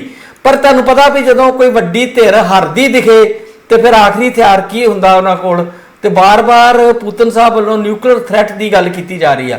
ਦੁਨੀਆ 'ਚ ਇਸ ਵੇਲੇ ਇਸ ਗੱਲ ਦਾ ਥੋੜਾ ਡਰ ਹੈ। ਜਦੋਂ ਅਸੀਂ ਪੀਸ ਦੇ ਉੱਤੇ ਕਾਨਫਰੰਸ ਕਰਾ ਰਹੇ ਹਾਂ ਤੇ ਇਹ ਮੁੱਦੇ ਸਾਡੇ ਸਾਹਮਣੇ ਹੋਣਗੇ, ਹੋਣੇ ਵੀ ਚਾਹੀਦੇ ਆ। ਜੇ ਯੂਕਰੇਨ ਦੀ ਗੱਲ ਕਰਦੇ, ਦੋ ਇੱਕ ਸ਼ਬਦਾਂ ਵਿੱਚ ਮੈਂ ਇਹ ਕਹੂੰਗਾ ਕਿ ਦੁਨੀਆ ਦੇ ਵਿੱਚ ਜਿੰਨਾ ਸਾਨੂੰ ਡਰ ਹੈ ਨਾ, ਫੀਅਰ, ਜਿਹੜਾ ਅੱਜ ਨਿਊਕਲੀਅਰ ਦਾ ਫੀਅਰ ਹੈ ਨਾ, ਡਰ, ਇਸ ਡਰ ਨੇ ਹੀ ਜੰਗ ਵੀ ਰੋਕੀ ਹੋਈ ਹੈ। ਥੋੜਾ ਜਿਹਾ ਤੁਸੀਂ ਸੱਜੇ ਪਾਸੇ ਵੀ ਹੋ ਜਾਓ, ਤੁਹਾਡਾ ਚਿਹਰਾ ਅੱਧਾ ਕੱਟਿਆ ਜਾ ਰਿਹਾ, ਥੋੜਾ ਜਿਹਾ ਰਾਈਟ ਸਾਈਡ ਤੇ ਹੋ ਜਾਓ, ਰਾਈਟ ਸਾਈਡ ਤੇ। ਹਾਂਜੀ ਡਾਕਟਰ ਸਾਹਿਬ, ਸੱਜੇ ਪਾਸੇ, ਦੂਜੇ ਪਾਸੇ ਨੂੰ, ਇੱਥੇ ਠੀਕ ਹੈ ਜੀ। ਹਾਂਜੀ ਇੱਥੇ ਠੀਕ ਹੈ ਸਰ। ਹਾਂਜੀ ਮੈਂ ਹਿੱਲ ਗਿਆ। ਹਾਂਜੀ, ਜਿਹੜਾ ਜੰਗ ਦਾ ਫੀਅਰ ਆ ਨਾ, ਡਰ, ਇਸ ਨਿਊਕਲੀਅਰ ਵੈਪਨ ਨੇ ਤੀਜੀ ਜੰਗ ਜਿਹੜੀ ਆ ਹੁਣ ਤੋਂ ਰੋਕੀ ਵੀ ਹੋਈ ਹੈ ਜੀ। ਬਿਲਕੁਲ। ਤੇ ਮੈਂ ਪਰਸਨਲੀ ਜਦੋਂ ਗੱਲਬਾਤ ਵੀ ਹੁੰਦੀ ਹੈ ਕੁਝ ਲੋਕਾਂ ਦੇ ਨਾਲ, ਮੈਂ ਉਹ ਬਹੁਤ ਡਿਟੇਲ 'ਚ ਨਹੀਂ ਦੱਸਣਾ ਚਾਹੁੰਦਾ ਕਿਵੇਂ, ਤੇ ਉਹਦੇ ਵਿੱਚ ਇਹ ਡਿਸੀਜਨ ਵੀ ਹੋ ਚੁੱਕਿਆ। ਬਹੁਤ ਸਾਰੇ ਲੋਕ, ਇੱਕ ਕਮੇਟੀ ਦੇ ਵਿੱਚ ਕੋਈ 17-18 ਲੋਕ ਸੀ, ਉਹਨਾਂ 'ਚੋਂ 7 ਲੋਕਾਂ ਦਾ ਇਹ ਵਿਊ ਸੀ ਕਿ ਦੁਨੀਆ ਦੇ ਵਿੱਚ ਨਿਊਕਲੀਅਰ ਵਾਰ ਨਹੀਂ ਹੋਣੀ। ਇਹ ਇੱਕ ਦੂਏ ਨੂੰ ਥ੍ਰੈਟ ਜਾਂ ਧਮਕੀ ਦੇਣ ਲਈ ਬਹੁਤ ਵੱਡਾ ਹਥਿਆਰ ਆ। ਪਰ ਜਿਹੜੇ ਲੋਕ ਇਹ ਚਾਹੁੰਦੇ ਆ, ਜਿਹੜੇ ਲੋਕ ਕਹਿੰਦੇ ਕਿ ਵਾਰ ਹੋ ਸਕਦੀ ਹੈ, ਉਹਨਾਂ ਨੂੰ ਮਿਸਾਲ ਦੇ ਤੌਰ 'ਤੇ ਰਸ਼ੀਆ ਜਾਂ ਚਾਈਨਾ ਜਾਂ ਨਾਰਥ ਕੋਰੀਆ ਲੈ ਲਓ, ਪਾਕਿਸਤਾਨ ਲੈ ਲਓ, ਇੰਡੀਆ ਲੈ ਲਓ। ਮੈਂ ਇੰਡੀਆ ਦੀ ਮਿਸਾਲ ਦਿੰਦਿਆਂ ਥੋੜ੍ਹੀ ਜਿਹੀ ਰੈਫਰੈਂਸ ਦਿੰਦਾ ਕਿ ਇੰਡੀਆ ਤਾਂ ਜੇ ਫਰਜ਼ ਕਰੋ ਪਾਕਿਸਤਾਨ ਜੇ ਨਿਊਕਲੀਅਰ ਵਾਰ ਦਾ ਕੋਈ ਮਿਜ਼ਲ ਸਿੱਟੇ ਤਾਂ ਮਦਰਾਸ ਕਲਕੱਤੇ ਤੱਕ ਉਹਨੂੰ ਚਾਂਸਿਸ ਹੈਗਾ ਕਿ ਬਹੁਤ ਸਾਰੀ ਜਗ੍ਹਾ ਦੇ ਉੱਤੇ 2-2, 2.5 ਮੀਲ ਤੱਕ ਉਹ ਸਿੱਟ ਸਕਦਾ। ਪਰ ਹਿੰਦੁਸਤਾਨ ਕਿੱਥੇ ਸਿੱਟੂ? ਜੇ ਹਿੰਦੁਸਤਾਨ ਨੂੰ ਸਿੱਟਣਾ ਹੋਵੇ ਤਾਂ ਕਿੱਥੇ ਸਿੱਟੂ? ਉਹ ਪੰਜਾਬ 'ਚ ਹੀ ਸਿੱਟੂ। ਰਿਵਰਸ ਐਕਸ਼ਨ ਹੋਏਗਾ ਆਪਣੇ ਤੇ। ਜੇ ਪੰਜਾਬ 'ਚ ਸਿੱਟੂ ਤਾਂ ਅੰਬਾਲਾ ਦਿੱਲੀ ਤੱਕ ਆਪਣੇ ਆਪ ਹੀ ਅਸੀਂ ਸਾਰੇ ਆਪਣੇ ਆਪ ਨੂੰ ਤਬਾਹ ਕਰ ਲਾਂ। ਹੁਣ ਇਹੋ ਹੀ ਸਿਚੁਏਸ਼ਨ ਤਾਇਵਾਨ ਦੀ ਹੈ ਕਿ ਚਾਈਨਾ ਇਹ ਤਾਂ ਕਰ ਸਕਦਾ ਉਹ 15 ਮਿੰਟ ਦੇ ਵਿੱਚ, ਕੀ 5 ਮਿੰਟ ਦੇ ਵਿੱਚ ਹੀ ਸਾਰਾ ਕੁਛ ਉਹਨੂੰ ਮਲੀਆਮੇਟ ਕਰ ਦੇ। ਪਰ ਕੀ ਚਾਈਨਾ ਜਿਹੜਾ ਉਹ ਆਪਣੇ ਆਪ ਉਹ ਠੀਕ ਰਹਿ ਜਾਊਗਾ ਉਹਦੇ ਤੋਂ? ਅਮਰੀਕਾ ਨਾ ਵੀ ਇੰਟਰਵੀਨ ਕਰੇ ਤਾਂ ਵੀ ਚਾਈਨਾ ਜਿਹੜਾ ਇਟ ਵਿਲ ਬੀ ਇਫੈਕਟਿਵ। ਇਸੇ ਤਰ੍ਹਾਂ ਯੂਕਰੇਨ ਦੀ ਗੱਲ ਹੈ, ਜੇ ਯੂਕਰੇਨ ਦੇ ਉੱਤੇ ਉਹ ਮਿਜ਼ਲ ਮਾਰੇ ਜਾਂ ਜਿਹੜਾ ਗੁੱਟ ਹੈਗਾ ਵੈਸਟਰਨ ਯੂਰਪ ਉਹਦੇ ਉੱਤੇ ਮਿਜ਼ਲ ਮਾਰਦਾ ਤੇ ਨਾਲ ਫਿਰ ਪੁਤਨ ਸਾਹਿਬ ਤੇ ਰਸ਼ੀਆ ਵੀ ਨਹੀਂ ਰਹਿਣ। ਇਸ ਲਈ ਇਸ ਫੀਅਰ ਦੇ ਵਿੱਚ ਕੋਈ ਸ਼ਖਸ ਜਿਹੜਾ ਨਾ ਪਾਕਿਸਤਾਨ ਇਹਦੇ ਵਿੱਚ ਮਤਲਬ ਮਾਰਨਾ ਚਾਹੁੰਦਾ। ਹਾਂ, ਕੁਛ ਲੋਕਾਂ ਦਾ ਇਹ ਵਿਊ ਆ ਕਿ ਪਾਕਿਸਤਾਨ ਨੇ ਜਦੋਂ ਬੰਬ ਬਣਾਇਆ ਸੀ ਤਾਂ ਉਹਨੇ ਇਸ ਲਈ ਨਹੀਂ ਬਣਾਇਆ ਸੀ ਪਾਕਿਸਤਾਨ ਬੰਬ, ਉਹਦਾ ਨਾਂ ਹੀ ਉਹਨਾਂ ਨੇ ਇਹ ਰੱਖਿਆ ਸੀ ਇਸਲਾਮਿਕ। ਠੀਕ ਹੈ ਨਾ? ਇਸ ਲਈ ਜਿਹੜਾ ਅੱਜ ਖਤਰੇ ਵਾਲੀ ਗੱਲ ਆ, ਇਹ ਇੱਕ ਬੜੀ ਅਹਿਮ ਮੁੱਦਾ ਜਿਹਦੇ ਉੱਤੇ ਫਿਰ ਵੀ ਗੱਲ ਕੀਤੀ ਜਾ ਸਕਦੀ। ਜਿਹੜਾ ਖਤਰੇ ਵਾਲੀ ਗੱਲ ਇਹ ਆ ਕਿ ਇਸਲਾਮ ਇੱਕ ਐਸਾ ਐਸਾ ਧਰਮ ਜਾਂ ਮੁਲਕ ਆ 57 ਕੰਟਰੀਜ਼ ਕਿ ਉੱਥੇ ਕਿਉਂਕਿ ਉਹਨਾਂ ਨੇ ਆਪਣੇ ਮੁਲਕਾਂ 'ਚ ਅਮਨ ਨਹੀਂ। ਤੁਸੀਂ 57 ਇਸਲਾਮਿਕ ਕੰਟਰੀਜ਼ ਅਸੀਂ ਉਹਨਾਂ ਨੂੰ ਕਹਿੰਦੇ ਜਿਹਦੇ ਵਿੱਚ 50% ਇਸਲਾਮਿਕ ਲੋਕ ਰਹਿੰਦੇ, ਉਹਨਾਂ ਦੇ ਵਿੱਚੋਂ ਇੱਕ ਵੀ ਐਸਾ ਮੁਲਕ ਨਹੀਂ ਜਿੱਥੇ ਹਿਊਮਨ ਰਾਈਟਸ ਹੋਣ ਜਾਂ ਜਿੱਥੇ ਡੈਮੋਕ੍ਰੈਟਿਕ ਸਿਸਟਮ ਜਿਹੜਾ ਉਹ ਕਾਇਮ ਹੋਵੇ, ਇੱਕ ਵੀ ਨਹੀਂ ਹੈ। ਉੱਥੇ ਅੱਤਵਾਦੀਆਂ ਦੇ ਜਾਂ ਇਸ ਤਰ੍ਹਾਂ ਦੇ ਲੋਕਾਂ ਦਾ ਰਾਜ ਆ, ਤੇ ਜੇ ਉਹ ਰਾਜ ਆ ਤੇ ਉਹਨਾਂ ਦੇ ਹੱਥ, ਜਿੱਦਾਂ ਤੁਸੀਂ ਹੁਣੇ ਗੱਲ ਕਹੀ ਸੀ, ਜੇ ਕੋਈ ਇਸ ਤਰ੍ਹਾਂ ਦੀ ਸਮਾਲ ਲਿਟਲ ਵੀ ਇਸ ਕਿਸਮ ਦਾ ਹਥਿਆਰ ਆ ਜਾਵੇ ਤਾਂ ਉਹ ਚਲਾਉਣ ਤੋਂ ਗੁਰੇਜ਼ ਨਹੀਂ ਕਰਨਗੇ।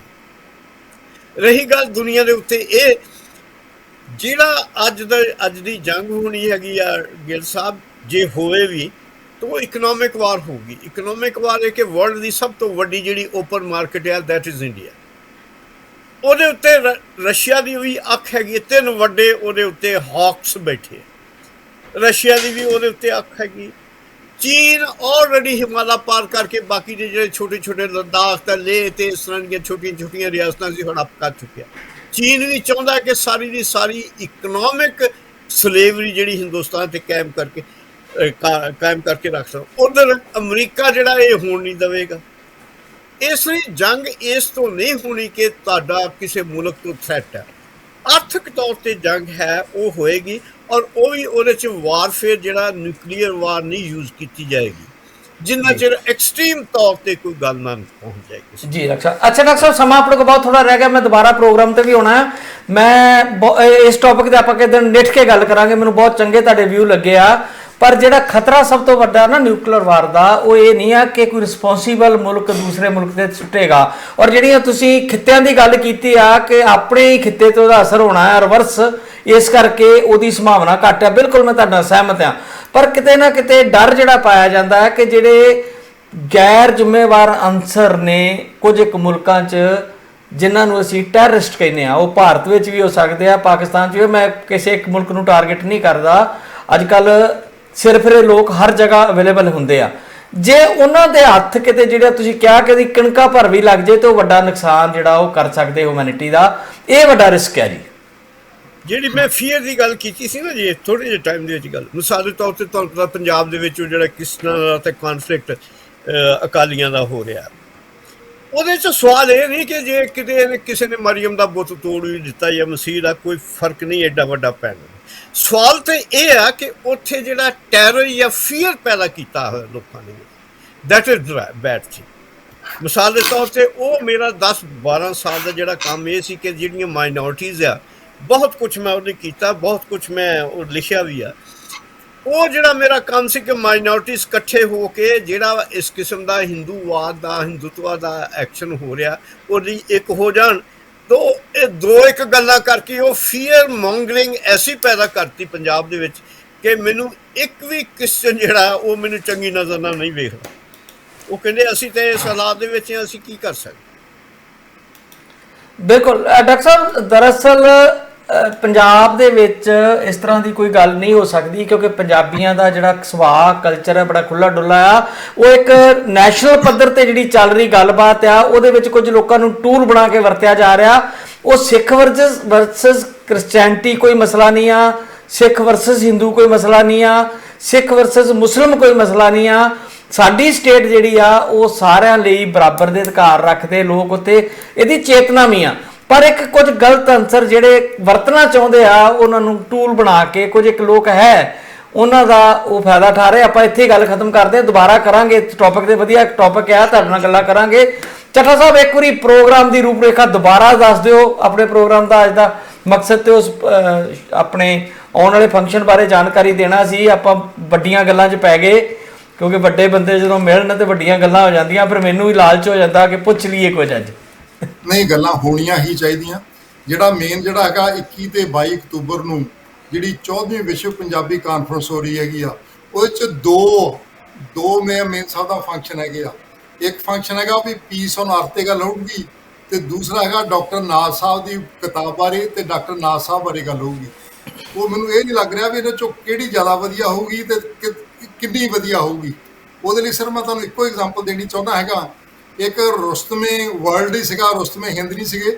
ਗਾਮਾ ਪਹਿਲਵਾਨ ਸੀ। ਜੀ। ਗਾਮਾ ਪਹਿਲਵਾਨ ਤੇ ਉਹਦੇ ਨਾਲ ਇੱਕ ਦੂਸਰਾ ਮੁੰਡਾ ਘੁਲਦਾ ਹੁੰਦਾ ਸੀਗਾ, ਉਸ ਵੇਲੇ ਉਹ ਮੁੰਡਾ ਹੀ ਕਹਿ ਸਕਦੇ ਹੈਗੇ, ਦੂਜਾ ਭਲਵਾਨ ਸੀ ਸ਼ੀਦਾ। ਹੂੰ। ਤੇ ਉਹ ਲਾਹੌਰ ਦੇ ਵਿੱਚ ਇੱਕ ਵਾਰੀ ਜ਼ੋਰ ਕਰਕੇ ਹਟੇ। ਇੱਕ ਜਿਹੜਾ ਉਹਨਾਂ ਦੇ ਉਸਤਾਦ ਦੇ ਕੋਲ ਇੱਕ ਬੰਦਾ ਆ ਕੇ ਉਹਨੂੰ ਪੁੱਛਦਾ ਹੈਗਾ, ਜੀ ਇਹਨਾਂ 'ਚ ਦੱਸੋ ਤਕੜਾ ਕਿਹੜਾ ਵਾ, ਇਹਨਾਂ 'ਚੋਂ ਗਾਮਾ ਤਕੜਾ ਕਿ ਸ਼ੀਦਾ ਤਕੜਾ ਹੈਗਾ। ਤੇ ਪਹਿਲਾਂ ਉਸਤਾਦ ਨੇ ਉਹਦਾ ਬੜਾ ਔੜਾ ਜਿਹਾ ਝਾਕਿਆ, ਕਿਉਂਕਿ ਇਹ ਜਵਾਬ ਨਹੀਂ ਦੇਣਾ ਚਾਹੁੰਦਾ ਸੀ ਵੀ ਇਹ 'ਚੋਂ ਕਿਹੜਾ ਚੰਗਾ ਤੇ ਕਿਹੜਾ ਨਹੀਂ ਚੰਗਾ। ਤੇ ਉਹਨੇ ਉਹ ਇਹ ਗੱਲ ਕਹੀ ਸੀਗੀ ਬਈ ਸ਼ੀਦਾ ਸ਼ੀਦਾ ਵਾ ਤੇ ਗਾਮਾ ਗਾਮਾ ਵਾ। ਇਸ ਕਰਕੇ ਜਿਹੜਾ ਪੀਸ ਔਨ ਅਰਥ ਦਾ ਜਿਸ ਲੈਵਲ ਦੀਆਂ ਤੁਸੀਂ ਗੱਲਾਂ ਕੀਤੀਆਂ ਹੈਗੀਆਂ ਵਾ, ਇਹਦਾ ਕਿਸੇ ਵੀ ਕਾਨਫਰੰਸ ਦੇ ਵਿੱਚ ਆਮ ਕਦੇ ਜ਼ਿਕਰ ਨਹੀਂ ਹੁੰਦਾ। ਜਿਹੜਾ ਇਹ ਕੰਮ ਕੀਤਾ ਗਿਆ ਹੈ, ਬਹੁਤ ਵੱਡਾ ਕੰਮ ਕੀਤਾ ਗਿਆ। ਤੇ ਇਹਦੇ ਨਾਲ ਜਿਹੜਾ ਦੂਸਰਾ, ਜਿੰਨੇ ਲੋਕਾਂ ਨੇ ਇਸ ਕਿਤਾਬ ਦੇ ਵਿੱਚ ਡਾਕਟਰ ਮੇਰੇ ਗੁਰੂ ਡਾਕਟਰ ਨਾਥ ਸਾਹਿਬ ਬਾਰੇ ਲਿਖਿਆ ਹੈਗਾ ਵਾ, ਉਹਨਾਂ ਦੇ ਵਿਚਾਰ ਵੀ ਉਧਰ ਹੋਣਗੇ। ਤੇ ਮੈਨੂੰ ਇਹ ਲੱਗ ਨਹੀਂ ਰਿਹਾ ਵੀ ਇਹਨਾਂ ਦੋਵੇਂ ਚੋਂ ਕੰਪੇਅਰ ਕਿਹਨੂੰ ਕਰਾਂ। ਜਿਹੜੀ ਕਾਨਫਰੰਸ ਦੇ ਮੁੱਦੇ ਉਹ ਹੋਣਗੇ, ਦੂਸਰੇ ਬੰਨੇ ਨਾਥ ਸਾਹਿਬ ਬਾਰੇ ਹੋਣਗੇ, ਤੇ ਦੋਵੇਂ ਉਹ ਆ ਤੇ ਉਹ ਆ। ਤੇ ਮੇਰੇ ਖਿਆਲ ਐਡਰੈਸ ਦੁਬਾਰਾ ਦੱਸ ਦਿਓ ਡਾਕਟਰ ਸਾਹਿਬ, ਐਡਰੈਸ ਦੱਸ ਦਿਓ। ਐਡਰੈਸ, ਡੇਟ ਤੇ ਨਾਲੇ ਦੱਸ ਦਿਓ ਇੱਕੋ ਦਿਨ ਦਾ ਫੰਕਸ਼ਨ ਆ ਜਾਂ ਅੱਗੇ ਸ਼ਨੀਚਰ ਐਤਵਾਰ ਵੀ ਆ? ਸ਼ਨੀਚਰ ਐਤਵਾਰ ਦਾ ਕੋਈ ਕੰਮ ਨਹੀਂ ਜੀ। ਪਹਿਲੇ ਇੱਕ ਹੈਗਾ 21 ਤੇ 22। ਜਿਹੜਾ 21 ਨੂੰ ਫੰਕਸ਼ਨ ਹੋ ਗਿਆ ਸਤਕਾਰ ਬੈਂਕਟ ਹਾਲ ਦੇ ਵਿੱਚ ਹੋ ਰਿਹਾ ਹੈਗਾ, ਜਿਹੜਾ ਡੈਰੀ ਦੇ ਤੇ ਟੌਰਬਰਮ ਦੇ ਕਾਰਨਰ ਤੇ ਹੈਗਾ। ਜਿਹੜਾ 22 ਨੂੰ ਹੈਗਾ ਨੈਕਸਟ ਡੇ ਹੈਗਾ ਤਵੀਜਾ ਸਾਹਿਬ, ਸਾਰੇ ਉੱਥੇ ਅਸੀਂ ਜਾ ਰਹੇ ਹਾਂ 22 ਵਾਲੇ ਦਿਨ। ਉਦਣ ਤਵੀਜਾ ਸਾਹਿਬ ਹੈਗਾ, ਉਹ ਸਾਡਾ ਹੈਗਾ ਬਵੇਡ ਬੁੱਲੇਵਾਰਡ ਤੇ, ਇਹ 2250 ਬਵੇਡ ਬੁੱਲੇਵਾਰਡ। ਅਸੀਂ ਅਜੇ ਇੱਕ ਤੇ ਫੋਕਸ ਕਰ ਰਹੇ ਹੈਗੇ ਆ, ਜਿਹੜਾ 21 ਤਰੀਕ ਨੂੰ ਹੋ ਰਿਹਾ ਹੈਗਾ ਵਾ ਪੀਸ ਔਨ ਅਰਥ ਤੇ ਇਹਨਾਂ ਦੀ ਬੁੱਕ ਬਾਰੇ।